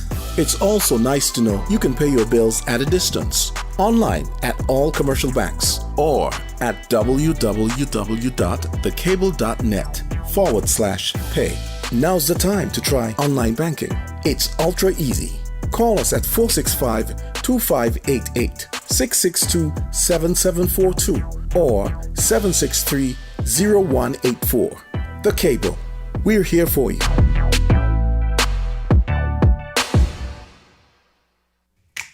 Maybe it's the way the brilliant gold liquid reflects our sunshine, or how the bright blue of its label mirrors the clear Caribbean skies overhead. Maybe it's the fresh, crisp taste of this beastly cold beer on a scorching hot day.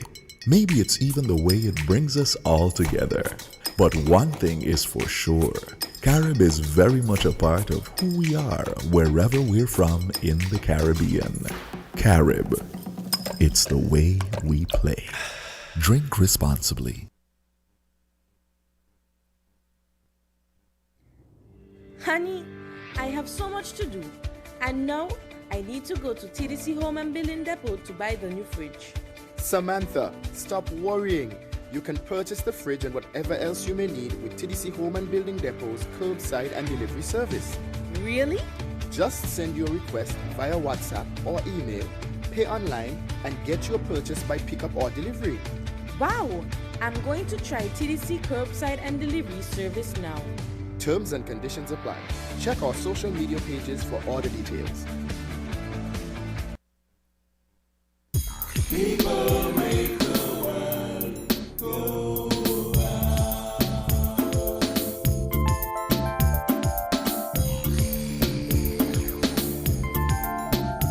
Well, a very good afternoon to you, and welcome to the second segment of WinFM's Inside the News. And the first segment, of course, we spoke about cricket. We had Richard Berridge was on, as well as Peter Abraham and Darren Sammy, and we had to talk about racism in sport.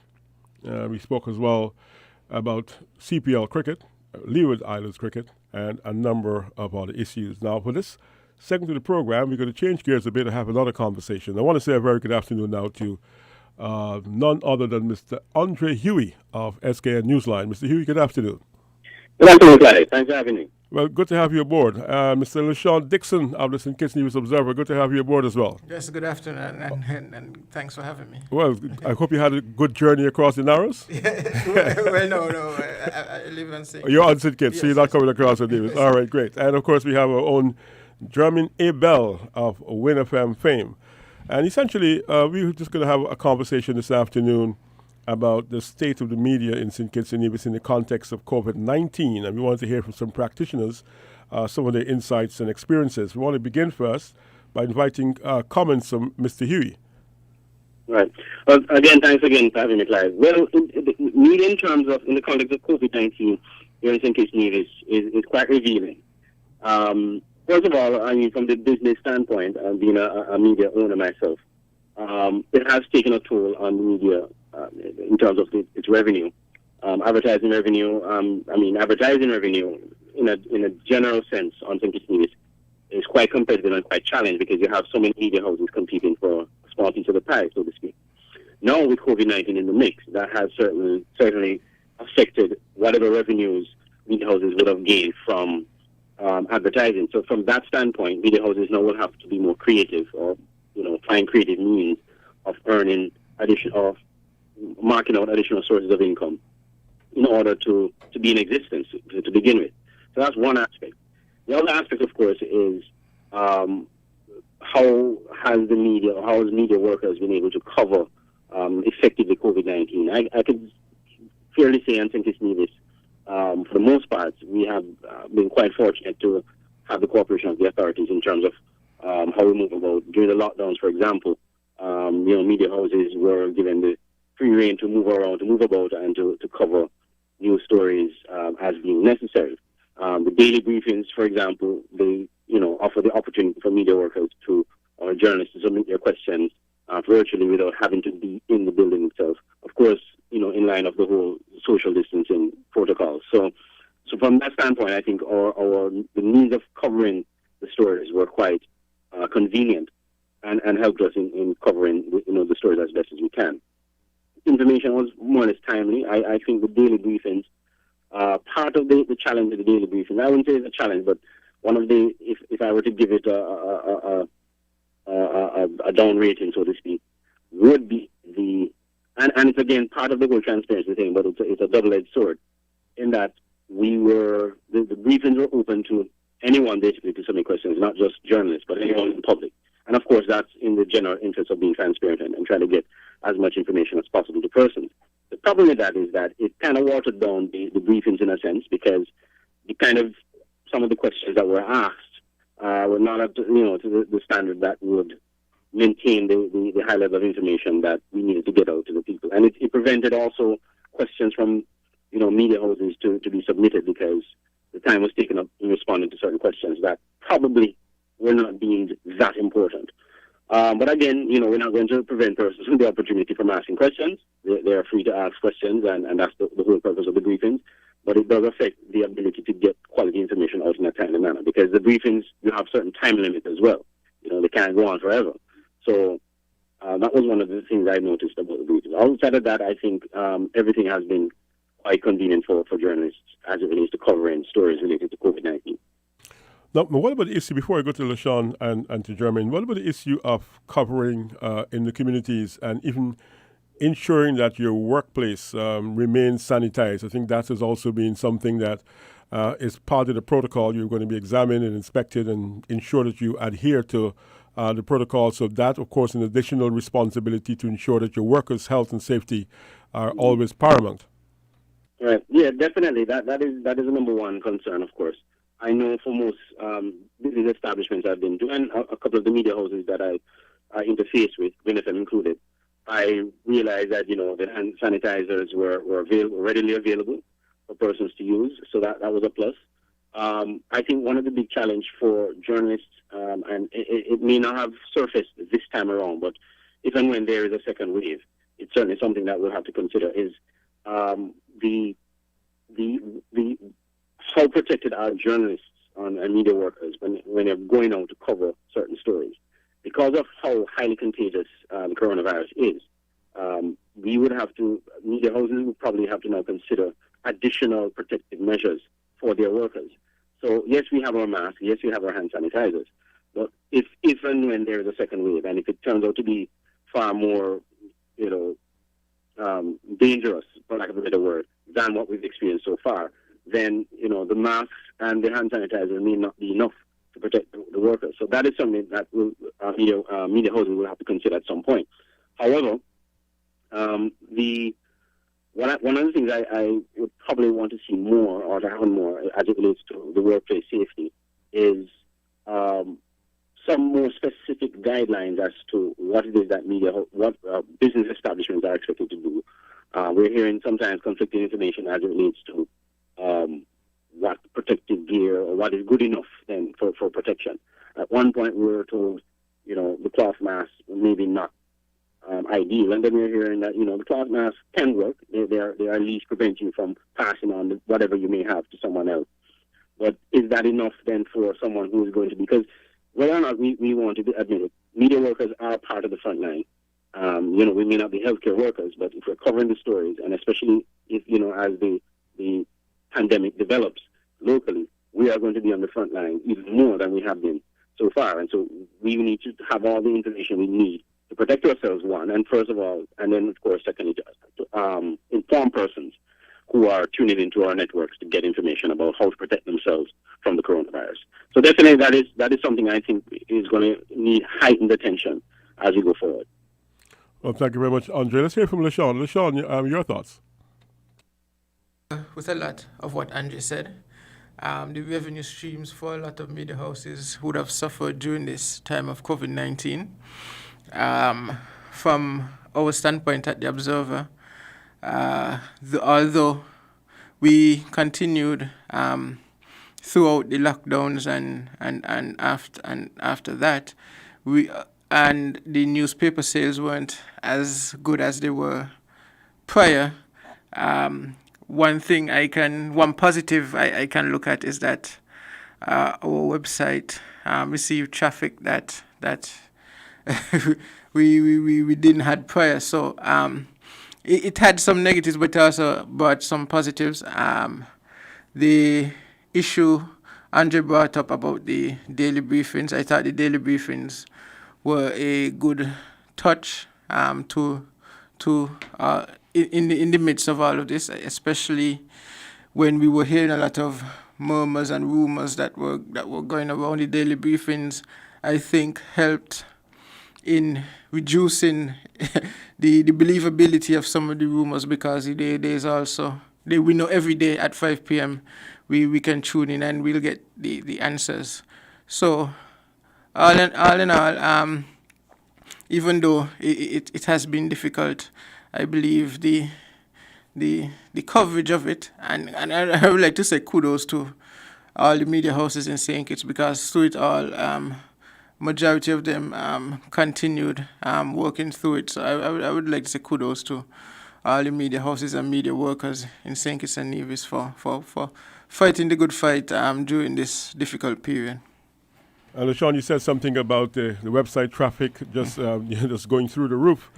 And basically, what are some of your thoughts then in terms of how technology may have to become a regular thing now in terms of upgrading technology, with the fact that, COVID-19, we have no idea when things are going to really change, or if there's going to be something else around the corner. I mean, I'm not hoping for that, but just being practical.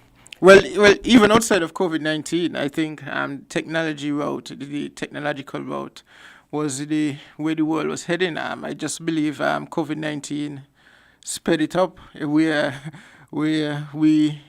probably would have taken a few years to get where we are now. Because of COVID-19, we are at said place that we would eventually have gotten. And let's invite German. Mr. Abel, your thoughts on COVID-19 and covering the news and some of the challenges and some of the issues, perhaps even some of the successes of the local media. Well, COVID-19 was a blessing in disguise. I know people are going to criticize me for saying that, but COVID-19 has taught us a lot of things that we should have known and we should have already put into practice. I mean, and you would know, media journalists did not have a single day break during COVID-19. We were on the ball going because the people needed the information. And as LaShawn would have indicated, to an extent, the daily briefings and the media played an important role during a specific time because there were a lot of misinformation. And on a daily basis, you have to keep updating the people. whether or not it be via the internet, social media, or through the radio station. You know, we at Win FM, you know, we were churning out the news every day, whether it be the latest information or anything that was breaking. But it was a challenge in the sense that a lot of us had to now change and learn how to adapt to new technologies in terms of reporting, one, and two, getting the stories during the COVID-19 period. I mean, a lot of people work from home, but now you have to still get the report out, so you have to get in contact with this person, whether it be via the phone, whether it be via the new medium such as WebEx or Zoom or these new platforms. So all in all, it was a challenge for individual media houses. I mean, from the revenue standpoint, people just weren't advertising because, as they would say, nothing is happening, business is not there, right, outside of the supermarkets. But what you would have seen is just like what would have happened during a hurricane. The media is important during whether or not it be a pandemic or a natural disaster. And I think we've all adapted in terms of the way in which we were working during that time, and we have seen the important role the media has played during that specific period. But one thing that I kind of hated, and which is something that we should have all been practicing, is the washing of the hands and so forth, and the consistent use of the rubbing alcohol after a while. It leaves you with a dried skin and all that. That's one thing I hated about the whole issue of COVID-19. It's not a media thing, but just something that I hated. But all in all, I think the media played a critical role. We still have more to learn here in St. Kitts and Nevis when it comes to the whole COVID-19 situation, and actually getting to the point where we are in tune with newer models and newer ways of dealing with news. Because nobody would have thought 5, 6, 7, 10 years ago that you could have been working remotely and still getting your newscast on for 6 o'clock, getting your stories completed by print time, and so forth, and the importance of a website or importance of a digital footprint. So all of these, COVID-19 has taught us a whole new way of dealing with media and getting the information across to the people. And just quickly before I go back to Mr. Backer, is when we touch on the daily briefing, I have to concur with what Andre said. For one point in time, it became so, I don't want to say repetitive, but repetitive, in the sense that today being Saturday, you have another briefing. A particular question would have been answered on Monday. They're going to repeat the same thing on Tuesday and come back on Wednesday, and then an ordinary man out there would have asked the same question on Saturday. So after a while, it just became so monotonous. You know. So after a while, people began losing touch with it, and then now we as media practitioners had to find a new angle to get that information across to the people without sounding like if we were rehashing the same thing on a daily basis. You know, and Andre, you still there? Hello, Andre. Yes, I'm still here. Yes, sorry about that. Yeah, I was going to ask you now, well, hats off and high marks to the Government Information Service in terms of organizing the briefings, setting the record straight. But what about the issue of covering the sectors from the non-governmental standpoint? The government has its message, it has its reports, but what about the workers themselves, the people who are not in government, but who basically have stories of their own? They may be from particular sectors, maybe tourism, maybe agriculture. How much of a challenge was that in terms of, from your perspective, as people on the ground in the field, in terms of getting those stories and getting those stories out in a clear manner? Well, I think one of the areas that I think we could do more of, and we've done it in terms of the media in general, but we could also explore, because there's so many stories we can explore as it relates to COVID-19. And you're right, Clive, there are stories outside of the government information that we get that can be explored. One of the challenges, I think, especially when it comes to the hospitality sector, if, for example, you want to get some more information on, the effects of COVID-19 on the hospitality sector, one of the biggest challenges we have is that if we have to source information from the tourism authority or anyone within the Ministry of Tourism, because there is this central, or this attempt to create this central point for information, the COVID-19 task force.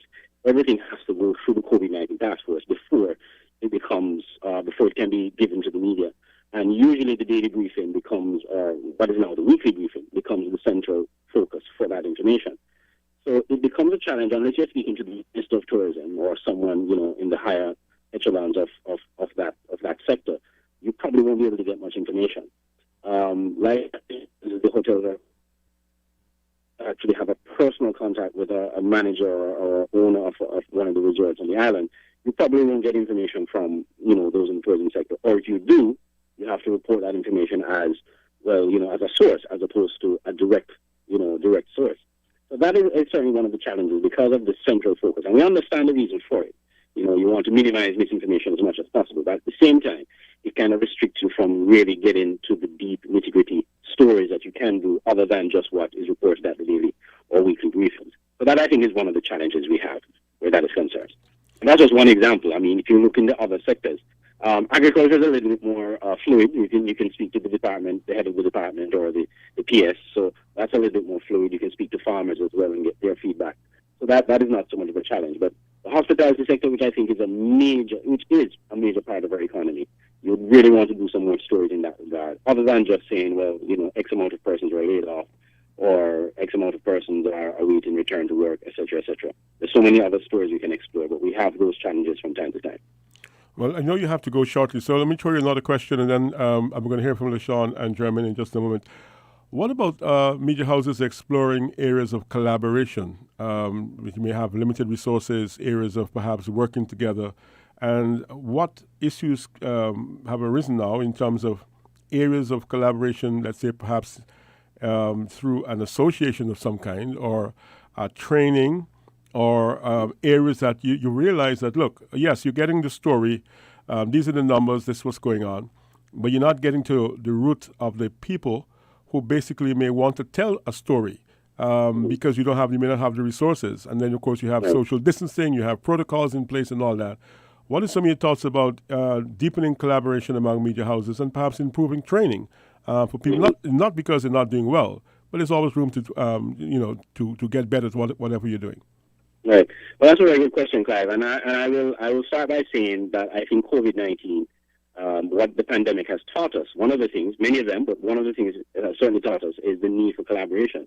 Because we live in a very small community, and as I pointed out at the start of the interview, that the advertising market was always small and has gotten even smaller as a result of COVID-19. So there is room for collaboration. I know there is the competitive aspect. We still have to remain competitors in many respects, but that does not remove the need for collaboration. We at SK Newsline, we have done some collaborative efforts with BinFM, with Freedom FM, and with other media entities, and we are looking to do more collaborative stuff of that nature.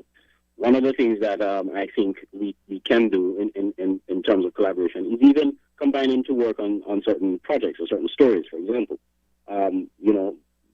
As you rightfully pointed out, the media houses here, one of the challenges we have in our newsroom is lack of human resources. We don't have enough people to work in our newsrooms to bring out certain kind of stories. So there can be a collaborative effort in that sense, where two media houses come together and decide, or more than two, whichever, and decide, look, we have a common interest in informing the public, and there's a story that we could probably work on together in a form of collaboration. Some media houses might have a better opportunity at reaching out to certain people than others, and so that can there can be collaborative effort there, sharing of information, etc. But it has to be something that's structured, and where every party play a role in getting that information out or working on that project, as opposed to maybe one media house doing all the work and then the other person capitalizing on that. So I think there is room for collaboration where that is concerned. As it pertains to a media association, yes, I do believe we do need to have an active media association here in St. Kitts Nevis. I think there are enough media houses in the news media houses and journalists and media workers here that justify the need for us having a media association.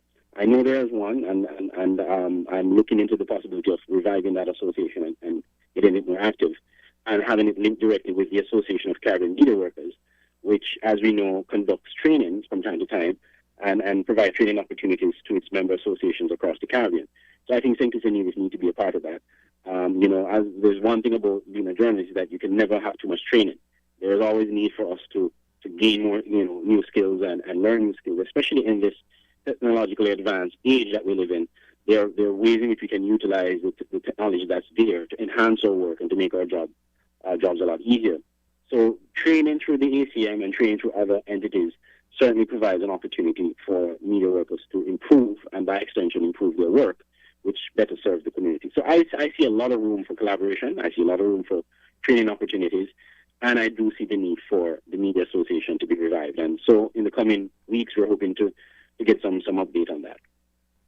Well, Andre, I want to thank you very much for taking the time to talk to us today, and of course, wish you and your organization, SKN Newsline, all the very best indeed. Thank you so much. Thank you. Thank you very much, guys. Not a problem. All right, take care. All right, so that's Andre Huey there. We still have with us LaShawn Dixon of St. Kitts News Observer and Andre Huey, SKN Newsline. And to LaShawn, now the newspaper business, of course, is a beautiful business, isn't it? Right? But now it's like you have to write now. As things occur, you're not really, back in the day, you were going to go to press, right, at a particular time. So everybody got to wait on that. You go to press, and the printer makes some noise, and then you have somebody come in a car, you pack up the papers in the car, you distribute them and then you take the ferry to send them over to St. Kitts, and the whole 9 yards. Tell us about the newspaper industry, and along the line, perhaps some of the comments made by Andre, you can make your own, give your own interpretation, your own context. Well, when it comes to the newspaper business, in this day and age, it's very difficult to compete with a lot more digital forms of media. So the way we often try to make that up is through more comprehensive articles, whereas a radio or online print may opt to go for shorter, more sharp articles. We have to make up for us being later with more comprehensive stuff, and also having a digital platform ourselves. We normally post news briefs and breaking news there, and then use the paper for more the meaty stuff, for lack of a better term, for more meaty stuff. And going back to what Andre said, especially through collaboration with the media, although there's some form of collaboration, it's very informal. It's very informal the way the collaboration we do, and it's mostly behind closed doors. Because, as Jermaine could back me up here, is that we normally, when there's something, we normally get together and plan a way how we can cover it, especially in situations where there are two events happen simultaneously. We normally collaborate and get to cover all of this. But I do agree with Andre with the Media Association needing a renaissance of sorts, and needing to be there for the benefit of news reporters and journalists in St. Kitts and Nevis. Yes, I fully concur with what you said about the cooperation. It has been informal, but we've worked with ZAZ, we've worked with Freedom, we've worked with St. Kitts News Observer, One Radio, whatever is available, depending on what is happening. We are quite willing to share and to work together, because you can't sometimes be everywhere at the same time. Well, no time at all, actually. You can't be everywhere at the same time. But Andre, your thoughts? Jermaine, your thoughts? Just one thing, though, in terms of collaborating. We can collaborate on the big stuff. Especially when we're breaking a big story and the investigative piece that we think just, just saying. But yeah, collaboration is key, and for me, I'm a big person in terms of collaborating, because, like LaShawn would have pointed out, we have a lot of events happening simultaneously. You can't, in an informal structure, but even in a formal structure, it's key. I mean, I have a lot of colleagues throughout the region, and let's say something is happening in St. Lucia. it's the hottest thing in the region. Win FM cannot not carry that. Observer cannot say, okay, that's just something affecting St. Lucia.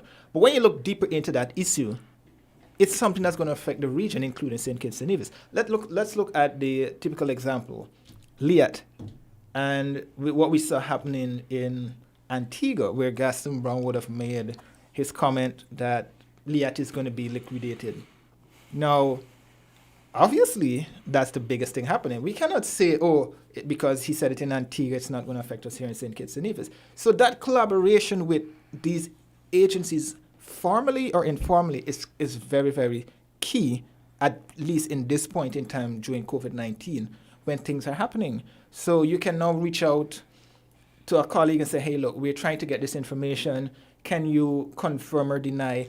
And collaboration goes even deeper when you're doing cross-border investigative pieces, So it's key, and I think it's something that we all should be moving towards in terms of sharing information and stuff like that.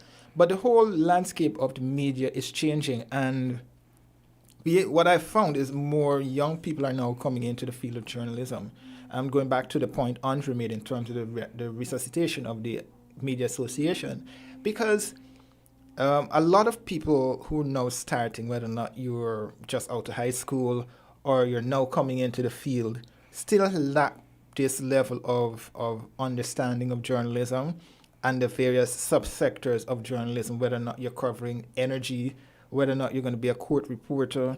There's certain key terms and principles and do's and don'ts in the field of journalism that these people need to get an understanding of. I mean, somebody went to court some time back and they misquoted the meaning of the term. When I read it, I said, okay, I understand what this meant.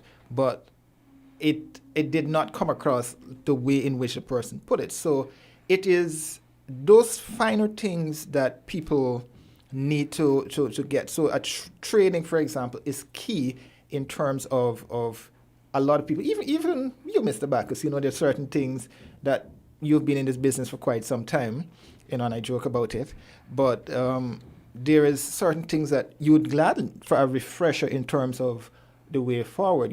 Just recently, even though St. Kitts and Nevis is not so much of an energy agency, an energy-driven island, they invited us, hey, look, we have this webinar training workshop discussion surrounding energy and the importance of energy in the Caribbean. So it's those simple things that gives you either the refresher or the training for young people who are now coming into the field of journalism, so they can move forward and they get a better understanding of the nit and gritties of journalism. Well, I think well put, but the fact of the matter is, whether you're young or you're old, every day in journalism is a brand new day. So that is true. You can't rest in your laurels. You can't say, I've been doing this thing a long time. That don't count. You're only as good as the last bit of work you just did. Nobody's interested in, you used to do good work 5 years ago. What piece of nonsense you just published. I mean, people just love to cuss journalists, as you know. So people are going to hold you to a particular standard, and they should. Now, there was a time when, back in the day, before you guys were even conceived, you had BBC. You had BBC correspondents in almost every island. You had the Caribbean News Agency had correspondents for a while in every island. Voice of America had correspondents in every island, and people would file reports to these places, and then they would pipe the stories back down to the Caribbean. Now, today, what you have is Facebook Live. Facebook Live now, on Facebook itself, is providing an opportunity for journalists now to reconnect in a way that perhaps Kana used to do back in the day, and BBC, because the technology now has bridged the gap between, I'm on St. Kitts and you in Antigua. Some of the Caribbean leaders are now finding out that when they speak locally, they're speaking regionally. And as happened with Liat, when you're speaking now, you're speaking to a global audience. So to what extent now is Facebook an important tool in planning your news agenda, let's say, for the day? How do you guys start your day? You get up in the morning, you work in the news business. How do you get your news? What do you do? Well, personally, I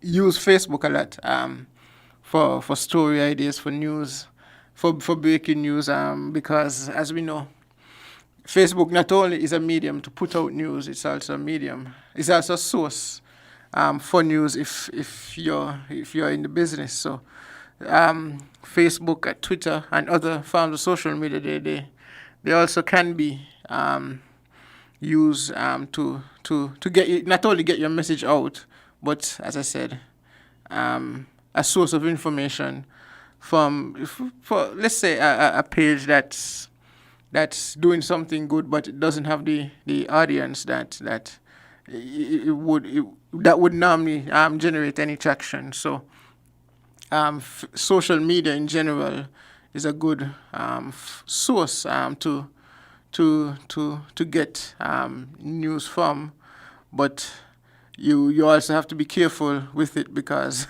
not everything on social media is what you would put your life on being true. So sometimes you would have to use it for obtaining the information, but go back and try and get an official source to validate what you understood from social media. But I as I said, I normally use it for story ideas. I use it to also break news and create discussion around certain news topics as well. German? I concur with what LaShawn is saying, but I just want to make this point that you have to be careful with social media as well. Mm-hmm. Because even though you may see something being said on social media, even before you do decide to publish anything, you have to fact check that, just to ensure. But social media is a good tool, but it's not a great tool to use. Even though it's a good tool, it's also marginalizing and pushing the term journalism aside.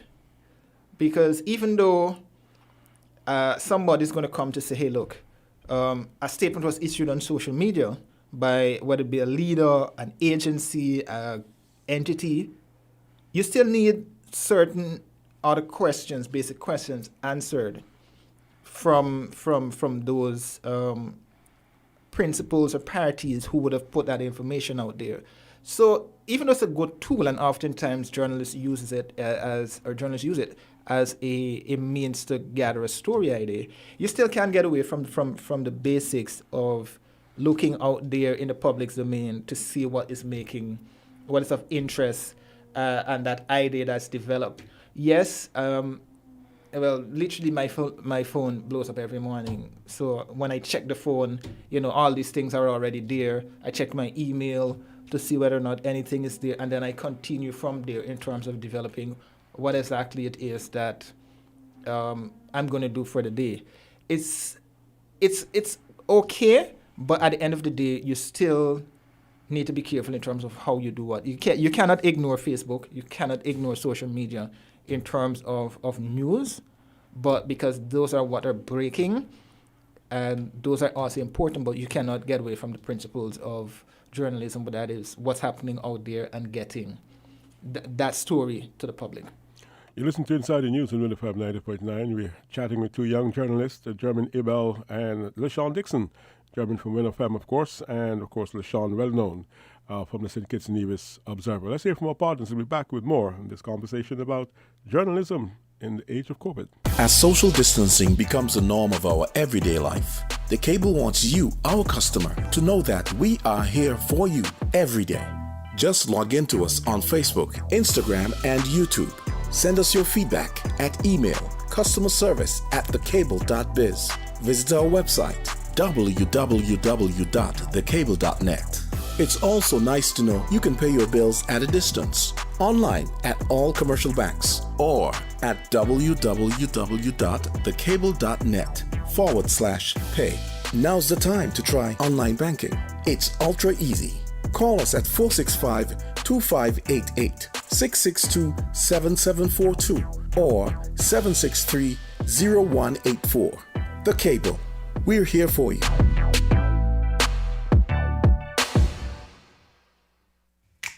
Maybe it's the way the brilliant gold liquid reflects our sunshine, or how the bright blue of its label mirrors the clear Caribbean skies overhead.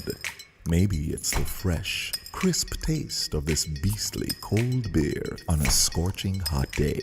Maybe it's even the way it brings us all together.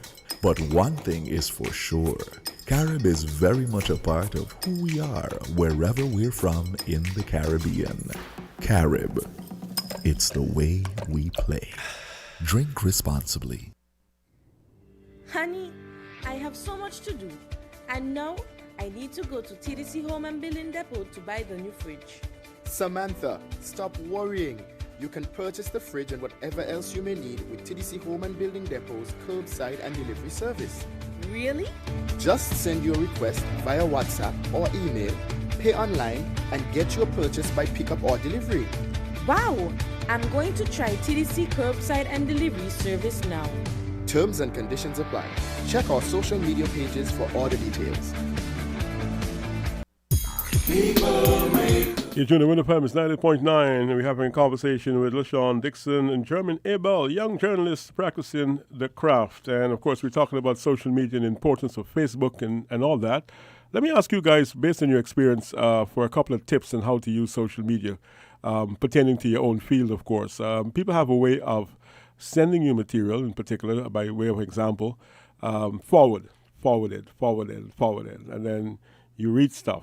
Bill Gates is trying to kill people, somebody doing something else, and it goes on and on and on. It's forwarded.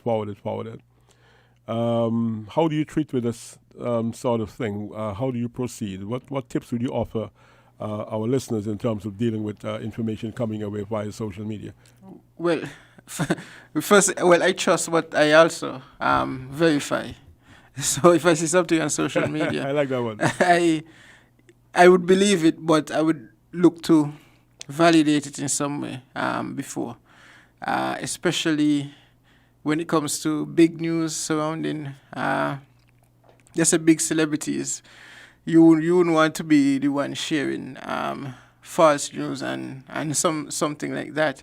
So what I will do a lot of the time is when I see something that it may look fishy, I would try and validate it through two other media houses. So I will use social media and try and find it, see if it would be published on two other media houses. But as it relates to me reporting news using information on social media, I would always try and find an authoritative figure to validate whatever I've seen on social media, unless it comes directly from the source. Maybe someone putting out a statement on their Facebook page, a Facebook page I can verify belongs to them. Then I would always try to validate it outside of the platform it's on. Well. From my perspective, a former boss of mine once said, and we still talk, when in doubt, find out or leave out, right? And my thing is, if I'm going to see somebody publish a very salacious and a big piece, something is breaking, because we know there are a lot of quote-unquote social media journalists. That is, people are out there and they're just reporting what they hear and they forward this information to you. So what I would do is, if something happens, if it's a crime, call your sources or get a police authority to confirm whether or not this is actually it. So instead of any of us deciding we're going to just go to print with this, we're going to fact check whether or not it's actually true before going to print. Oftentimes, we don't get through to get the information all the time before news time, whether it be about print or broadcast. Mm-hmm. So what we would say is, this is what we heard. We're still trying to ascertain whether or not this is true. But we're not going to run with something that we didn't verify to say it's a fact, because that would then put us in trouble. Now, both you gentlemen are supposed to be verifiable sources in the sense that the material that you send out could be verified. So your source, credible source, I should say, rather than verifiable source. I don't know where that came from, but a credible source. Now, how do you keep up with the fact that, all right, a couple of years ago you didn't have this to deal with. You're now dealing with a world of competition. People want information like now, and if the internet takes a while to get started, people get cranky. So now you have a situation where people are having events and then cutting up the events into clips and sending them directly to people's phones. You are not in that. You are not there. You perhaps were not invited. And those clips are now out there. How do you come now after those clips have already been circulated or they're on Facebook or whatever?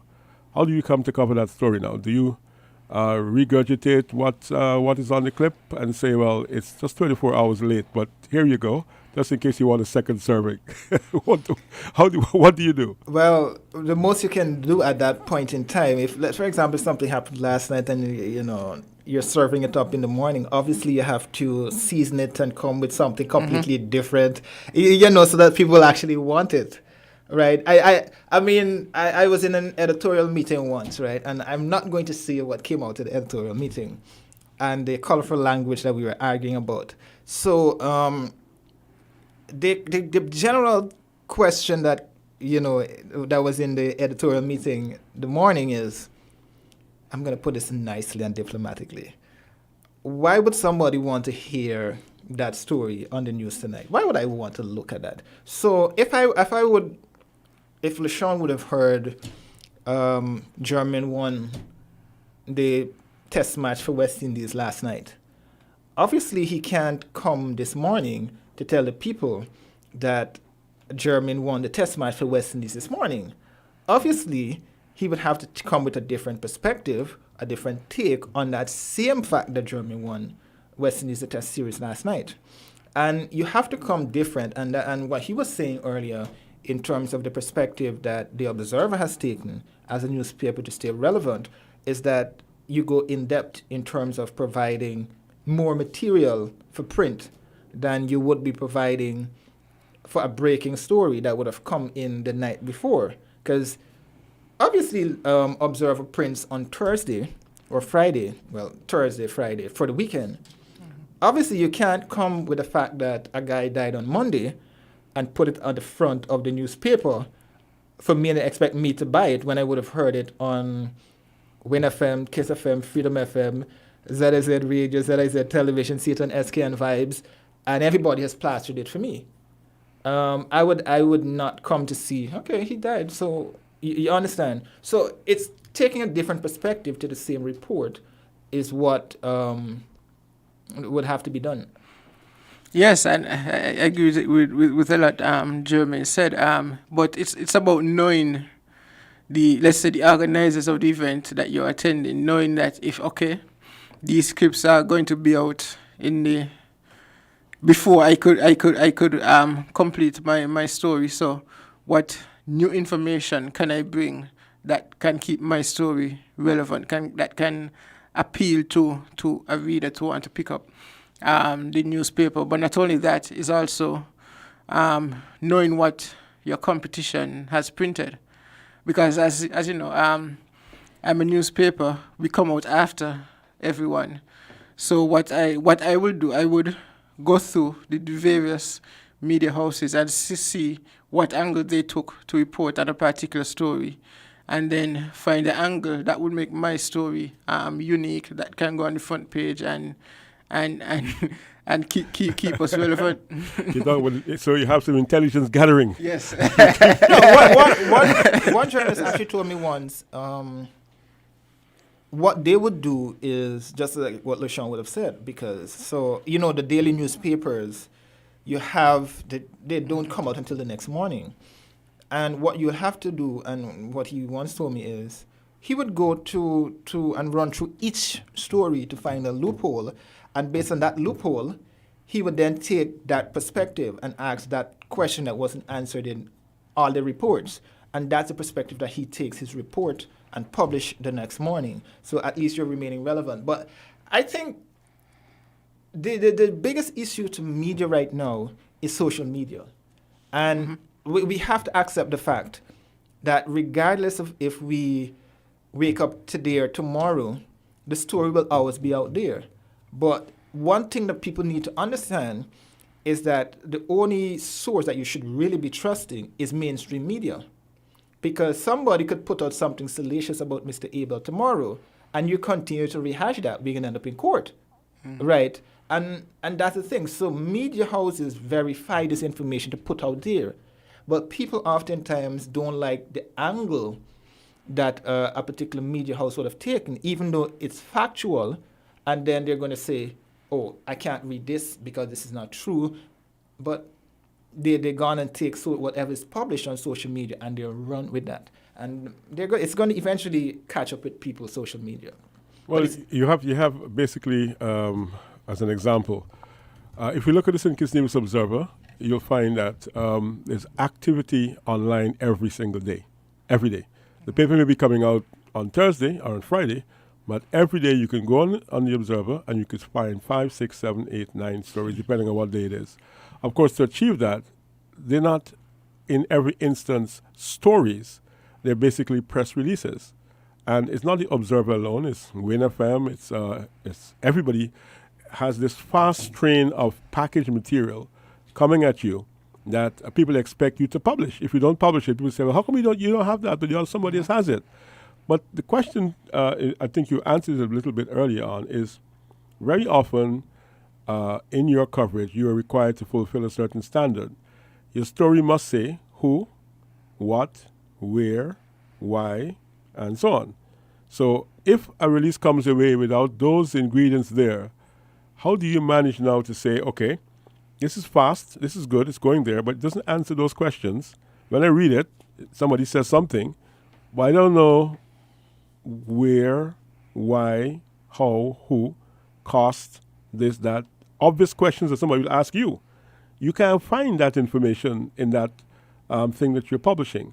So how do you now go back to that or deal with that when you have timelines and deadlines and assignments and all that? Do you find that to be a bit of a challenge, or is that something you've learned to master? And if you have, what techniques do you use to master that? Well, as you said, it is a challenge at times. Sometimes you also have to consider if the Prime Minister's office is putting out a press release, they want to put out a press release that will make the Prime Minister look bad. So at times you have to, sometimes you have to take matters into your own hand in order to get the additional information that you may need to complement the story, supplement the story, make the story worth reading beyond just a press release. Sometimes you probably have to call the Prime Minister's office to get further answers regarding the matter. Sometimes you may call his opponents to get their thoughts on it. Other times you may call an expert in a particular area to get their opinion on the issue. But there are few other techniques you can use to deal with matters of that sort. Well, I'm going to be slightly more controversial on that. Yes, and it's not limited to only the Prime Minister's office, right? We see press releases coming out, and it's the world of corporate communication, such diplomatic term to say you're damn PR. Excuse my language. You're doing PR for the company. But at the end of the day, it goes back to the journalists reading a particular press release. And I can remember we were having a editorial meeting recently, and we saw a particular statement. And I think it wasn't only Win FM, but it was the media in St. Kitts in general that actually missed the loophole in that particular press release. And it was bigger than what everybody was reading. Right. I'm not going to go into the information right now, but we have to be detailed, structured, and get our sources. That's the only way we can go around some of the issues that we're finding. Because PR is going to tell you, do damage control, and damage control is making that particular party look good. We as reporters have to take sense from nonsense, which is oftentimes what we try to do, and then when we try to get those nonsense addressed, we're not getting it, especially from those who were putting out that particular press release. However, what we try to do is to give context to that press release. So if Mr. Abel was accused of swindling X amount of money, but then Mr. Abel's PR company or PR firm puts out a statement to say, this has never happened. So we're going to nice it up, right? Mr. Abel's a nice person. He's the nicest person we all know. But then when LaShawn now goes and do his piece, looking at the press release my firm sent out, and realize this is not the first time that Mr. Abel's name has been calling in swindling. So that now changes the perspective of the report, saying Mr. Abel, even though his PR firm says he is a nice person, he's never done this before, Mr. LaShawn did his investigation, and then he went across the borders because Mr. Abel came from St. Lucia or Jamaica, and then he contacted his good buddies working at the Observer in Antigua and Jamaica and St. Lucia Stars and HTS and these people, and they realized Mr. Abel actually worked in St. Lucia, and he's been accused of swindling here, and then he's been accused of swindling in Jamaica, and then the company that he was running in Dominica folded because monies went missing.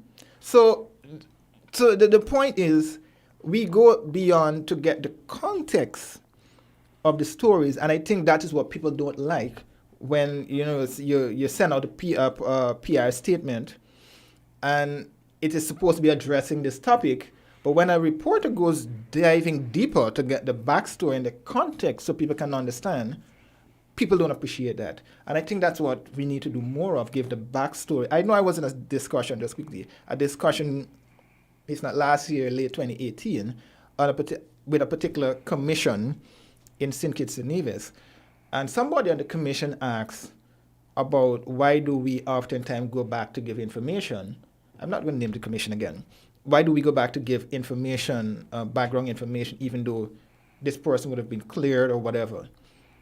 Right? And when we explain why we do that so people can get the context, the person in the commission was not happy that we give that background information. But it's all being done so people can literally understand why this is being done.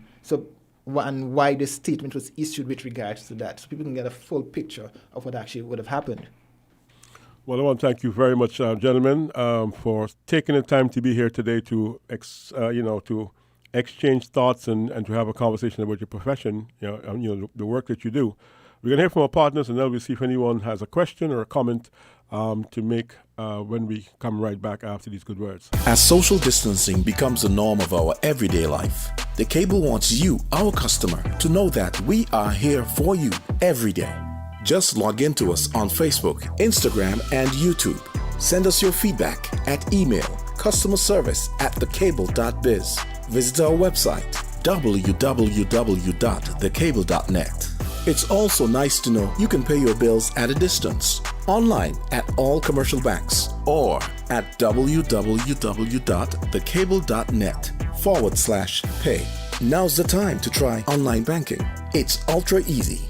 Call us at 465-2588, 662-7742, or 763-0184.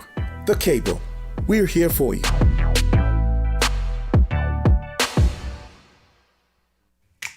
Maybe it's the way the brilliant gold liquid reflects our sunshine, or how the bright blue of its label mirrors the clear Caribbean skies overhead.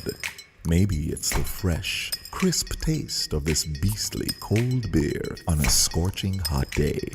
Maybe it's even the way it brings us all together. But one thing is for sure, Carib is very much a part of who we are wherever we're from in the Caribbean. Carib. It's the way we play. Drink responsibly. Honey, I have so much to do. And now I need to go to TDC Home and Building Depot to buy the new fridge. Samantha, stop worrying. You can purchase the fridge and whatever else you may need with TDC Home and Building Depot's curbside and delivery service. Really? Just send your request via WhatsApp or email, pay online, and get your purchase by pickup or delivery.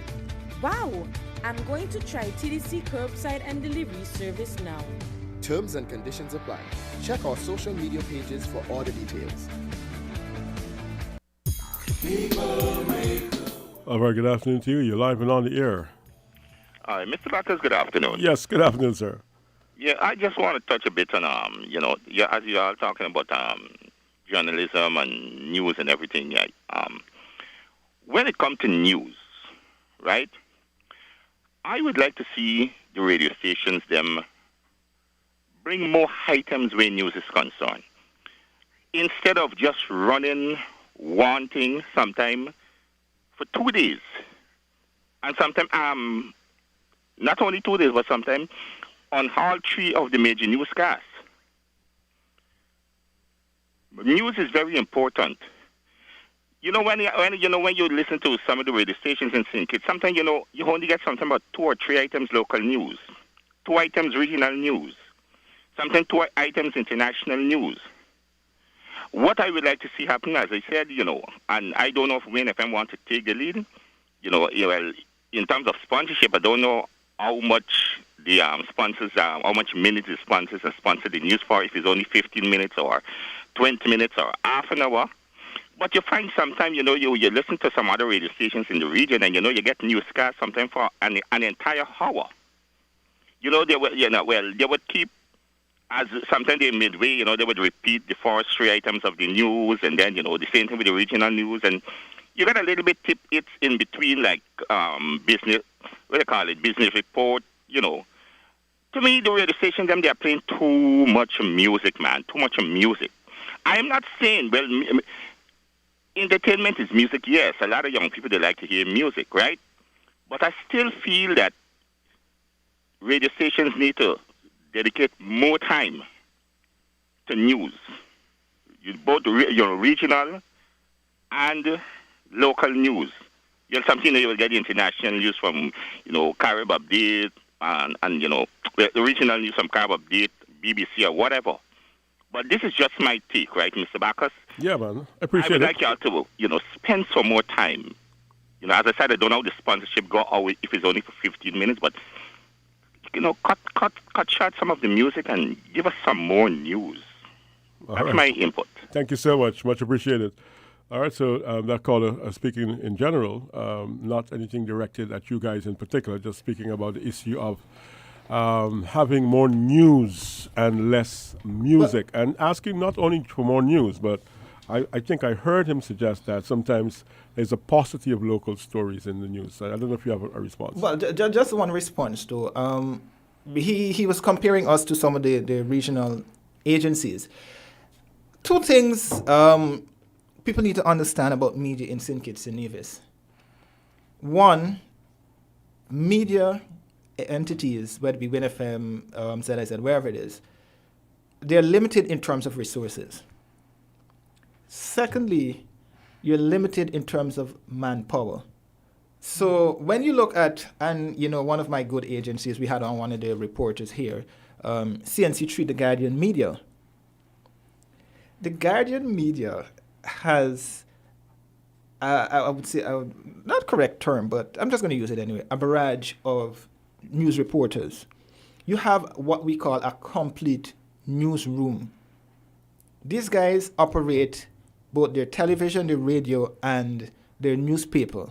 And they have in excess of 30, right, who just sit down and do one comprehensive report. And sometimes might not be as comprehensive because you might not get what you want.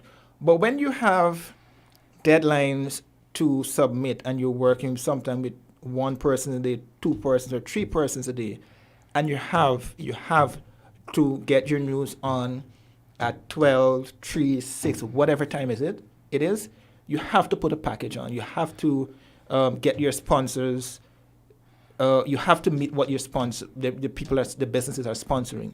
That is, you have to get your package on. Oftentimes, media entities in St. Kitts and Nevis, we try as much to get detailed reports on.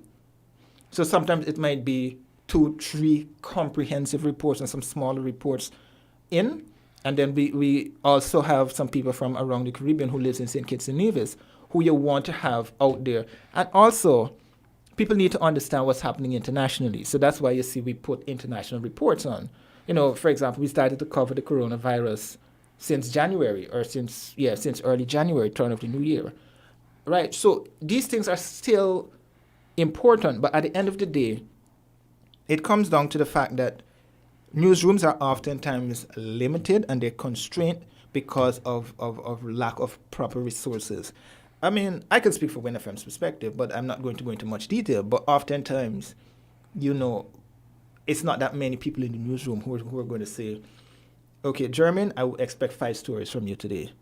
Ken, I'm expecting 5 stories from you today. Bacchus, I'm expecting 5 stories from you today. Oftentimes, that's difficult because either somebody's out on the road doing something, or they're making calls, and the person is saying, oh, no comment, or I can't be able to give you a comment, or they're just not answering their phone directly. So oftentimes, I understand people are out there, but if they fully understand what actually goes on in a newsroom, they would literally understand. I mean, I can't speak for ZZ, but personally, I know of the 3 reporters who you would know up there, and that is Jason, Shaira, and Carlo. They're the 3 frontline people. So when you look at this, it's very, very tight in terms of putting more out, but working with less. And we are all humans, we all have families, and we all have a personal life in terms of things to do. I mean, look at LaShawn, for example. How many people work at the Observer who are actually doing news per se? Our newsroom is 3 strong, 2 in St. Kitts, 1 in Nevis. But even beyond that, I've worked for a few media houses here in St. Kitts and Nevis, and I've never worked in a newsroom with more than 4. The max I've worked in is a newsroom with 4 or 5? 5, I think it was. And so, as Jermaine said, the resources are just not there. The financial resources are not there to hire, to get the human resources needed to properly cover the news in St. Kitts and Nevis and around the region. Sometimes people want you to go to Timbuktu, get the story from Timbuktu. Somebody got into a major accident up in St. Paul's, but then there's a fire in St. Peter's. Yes. And then there's a press conference happening at the same time somewhere in Bastia. And mind you, 10 things happening at once, and then you're expected to get all of that in your night's newscast. Yeah, and just this week we had it with the police had their event Thursday, and Skellig had the event at the same time. And then we still had the football event over at Newtown. So sometimes people do more than 8 hours a day. Mm-hmm. Sometimes some people do 6 hours, 6 days a week, sometimes 7 days a week. So oftentimes it's difficult, but I understand what people are saying, but you cannot hold all media houses in St. Kitts and Nevis to the same extent as a NBC, a CNN, and Al Jazeera. It's logically different. It's difficult for you to do that, and I think it's unfair. I'm just going to put it out. It's unfair. Do you think greater collaboration in the context of whether it's investigating, reporting, or fact-checking would assist you in offering a better product? It's yes, Definitely. but investigative pieces takes time, energy, and resources. But collaborating also takes time, energy, and resources. The issue is you have time deadlines in which you have to meet. Jermaine cannot be working on a very big piece and spend 2 days away from the news. Mr. Bacchus and LaShawn cannot be collaborating on a piece that's going to keep them out of the office for 3 days. Right? It can work, but because of those deadlines and small newsrooms, it's going to be difficult, because it would be unfair for me to tell one person to do 6 days a week because somebody else is away doing an investigative piece for 3 months. Let's say Observe and Winifem thing, we have a small newsroom. So it's going to be difficult for us to say, okay, Mr. Abel and Mr. Dixon, we want you guys to go and collaborate on working on an investigative piece, maybe into the SIDF. So it can work, but it's going to be difficult working with small newsrooms. Well, what I say, based on my experience, is that one or the other will suffer. Is either the investigative piece won't be as comprehensive as it ought to be, or the news you have to produce will suffer. It would be very difficult for both to coexist when you're trying to fulfill a news package and also an investigative piece. It's all 24 hours in the day. So we have a caller. Call you. Yes. Oh, sorry, you missed that call. All right, you can call back. We just want to wrap things up here, though.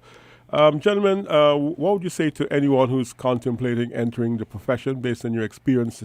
What would you say to a young man or a young woman who may be considering becoming a reporter, becoming a journalist? Well, what I would say is, unless you want it as a career, I wouldn't advise you do it, because being a journalist, it takes a lot of time. You have to sacrifice a lot of your personal time in order to do it properly. And I would say, unless you are committed to it, don't jump into this river.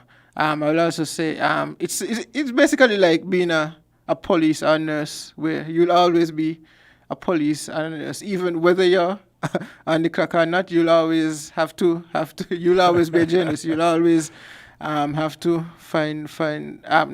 but you'll always find that news follows you.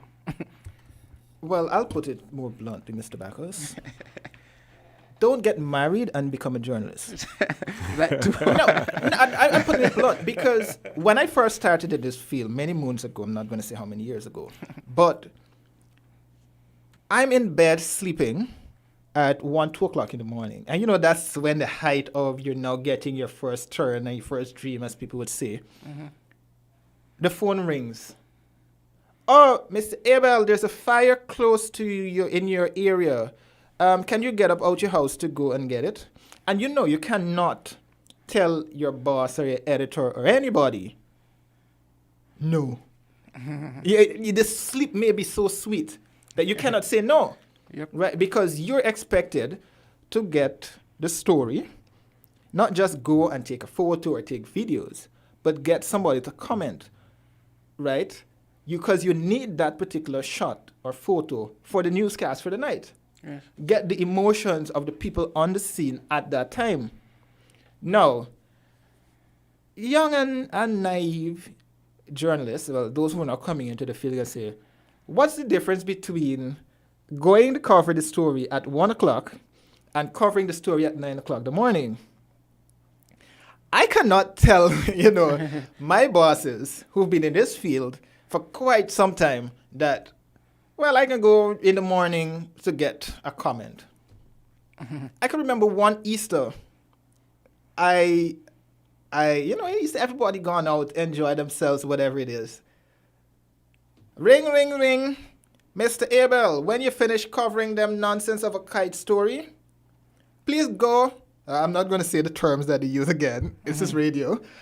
Please go to the fire. That's somewhere, that was burning at the time. I think that was one of the international agencies. Mr. Abel, please go there and cover the fire. Right? So, mind you still have to get the kite story, even though it's been described as a nonsense story. Right? And don't come back tomorrow and tell me you don't have a kite story. Right? So I gone over there now. So when I reach over there now, the editor-in-chief is there.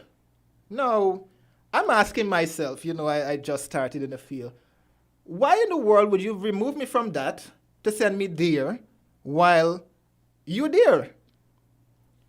It's not that they're trying to be mischievous or anything, but you still have to find a story from there to file for the news. So even though this person is here, you have to get all perspectives. But the point is going back to the question. Unless, and Sean made the point, unless you love what you do, unless you think you can do it for the next 5, 6, 7, 8, 9, 10 years, don't do it. Because it's something that has you out late in the night, early in the mornings, sometimes all day, sometimes you're traveling. It has its perks and sometimes it has its ups and downs. It can be frustrating. Sometimes during an election, and even sometimes during some editorial meetings, you're wondering to yourself, they're serious? You know, sometimes you're presenting your story and you think, I mean, I can always remember I presented a story about looking into air travel and you know, just to get from the officials about air travel. And this story to me was so well, right? Yeah, so yes, I want to do a piece on this. Presented the idea, presented everything. So after all of that, the editor-in-chief was like, who you think gives two rats about that story? I really don't care. I don't want to hear it. You know, and oftentimes you would take that as something that's not motivating you, right? But at the end of the day, you'd understand why they don't want you to present that story. Maybe it needs a little bit more details. Maybe you don't completely understand it, but you have to really feel motivated in terms of doing this.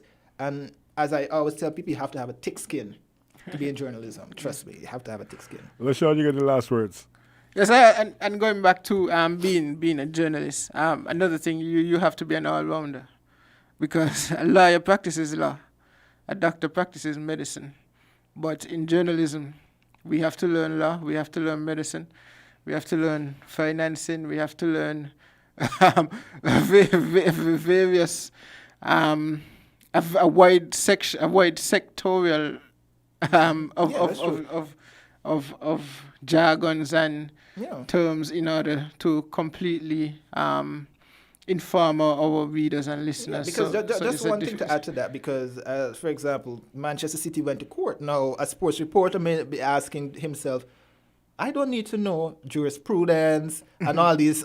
This is law jargons, but yet you still end up in court. So just to support LaShawn's point, you have to be an all-rounder and be willing to learn every facet of journalism, because you know, you never know where you'll think. And this International Center for Journalists actually made a point, because right now, even some sports journalists have to cover COVID-19. Now, I may not know anything about health, but at the end of the day, I have to write a story about, from the sports perspective, about COVID-19.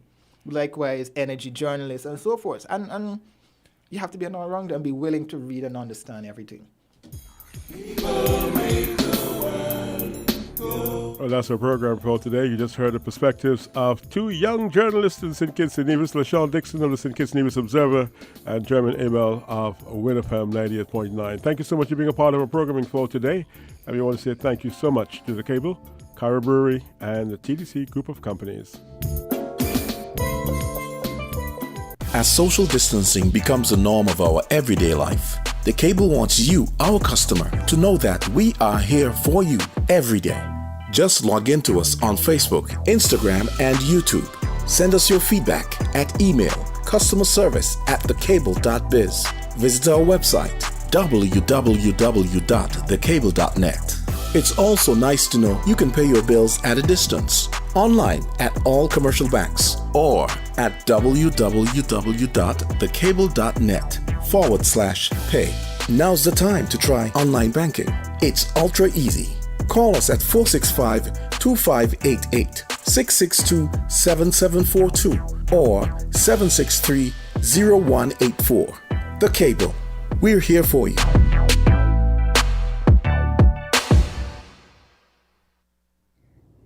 Honey, I have so much to do. And now I need to go to TDC Home and Building Depot to buy the new fridge. Samantha, stop worrying. You can purchase the fridge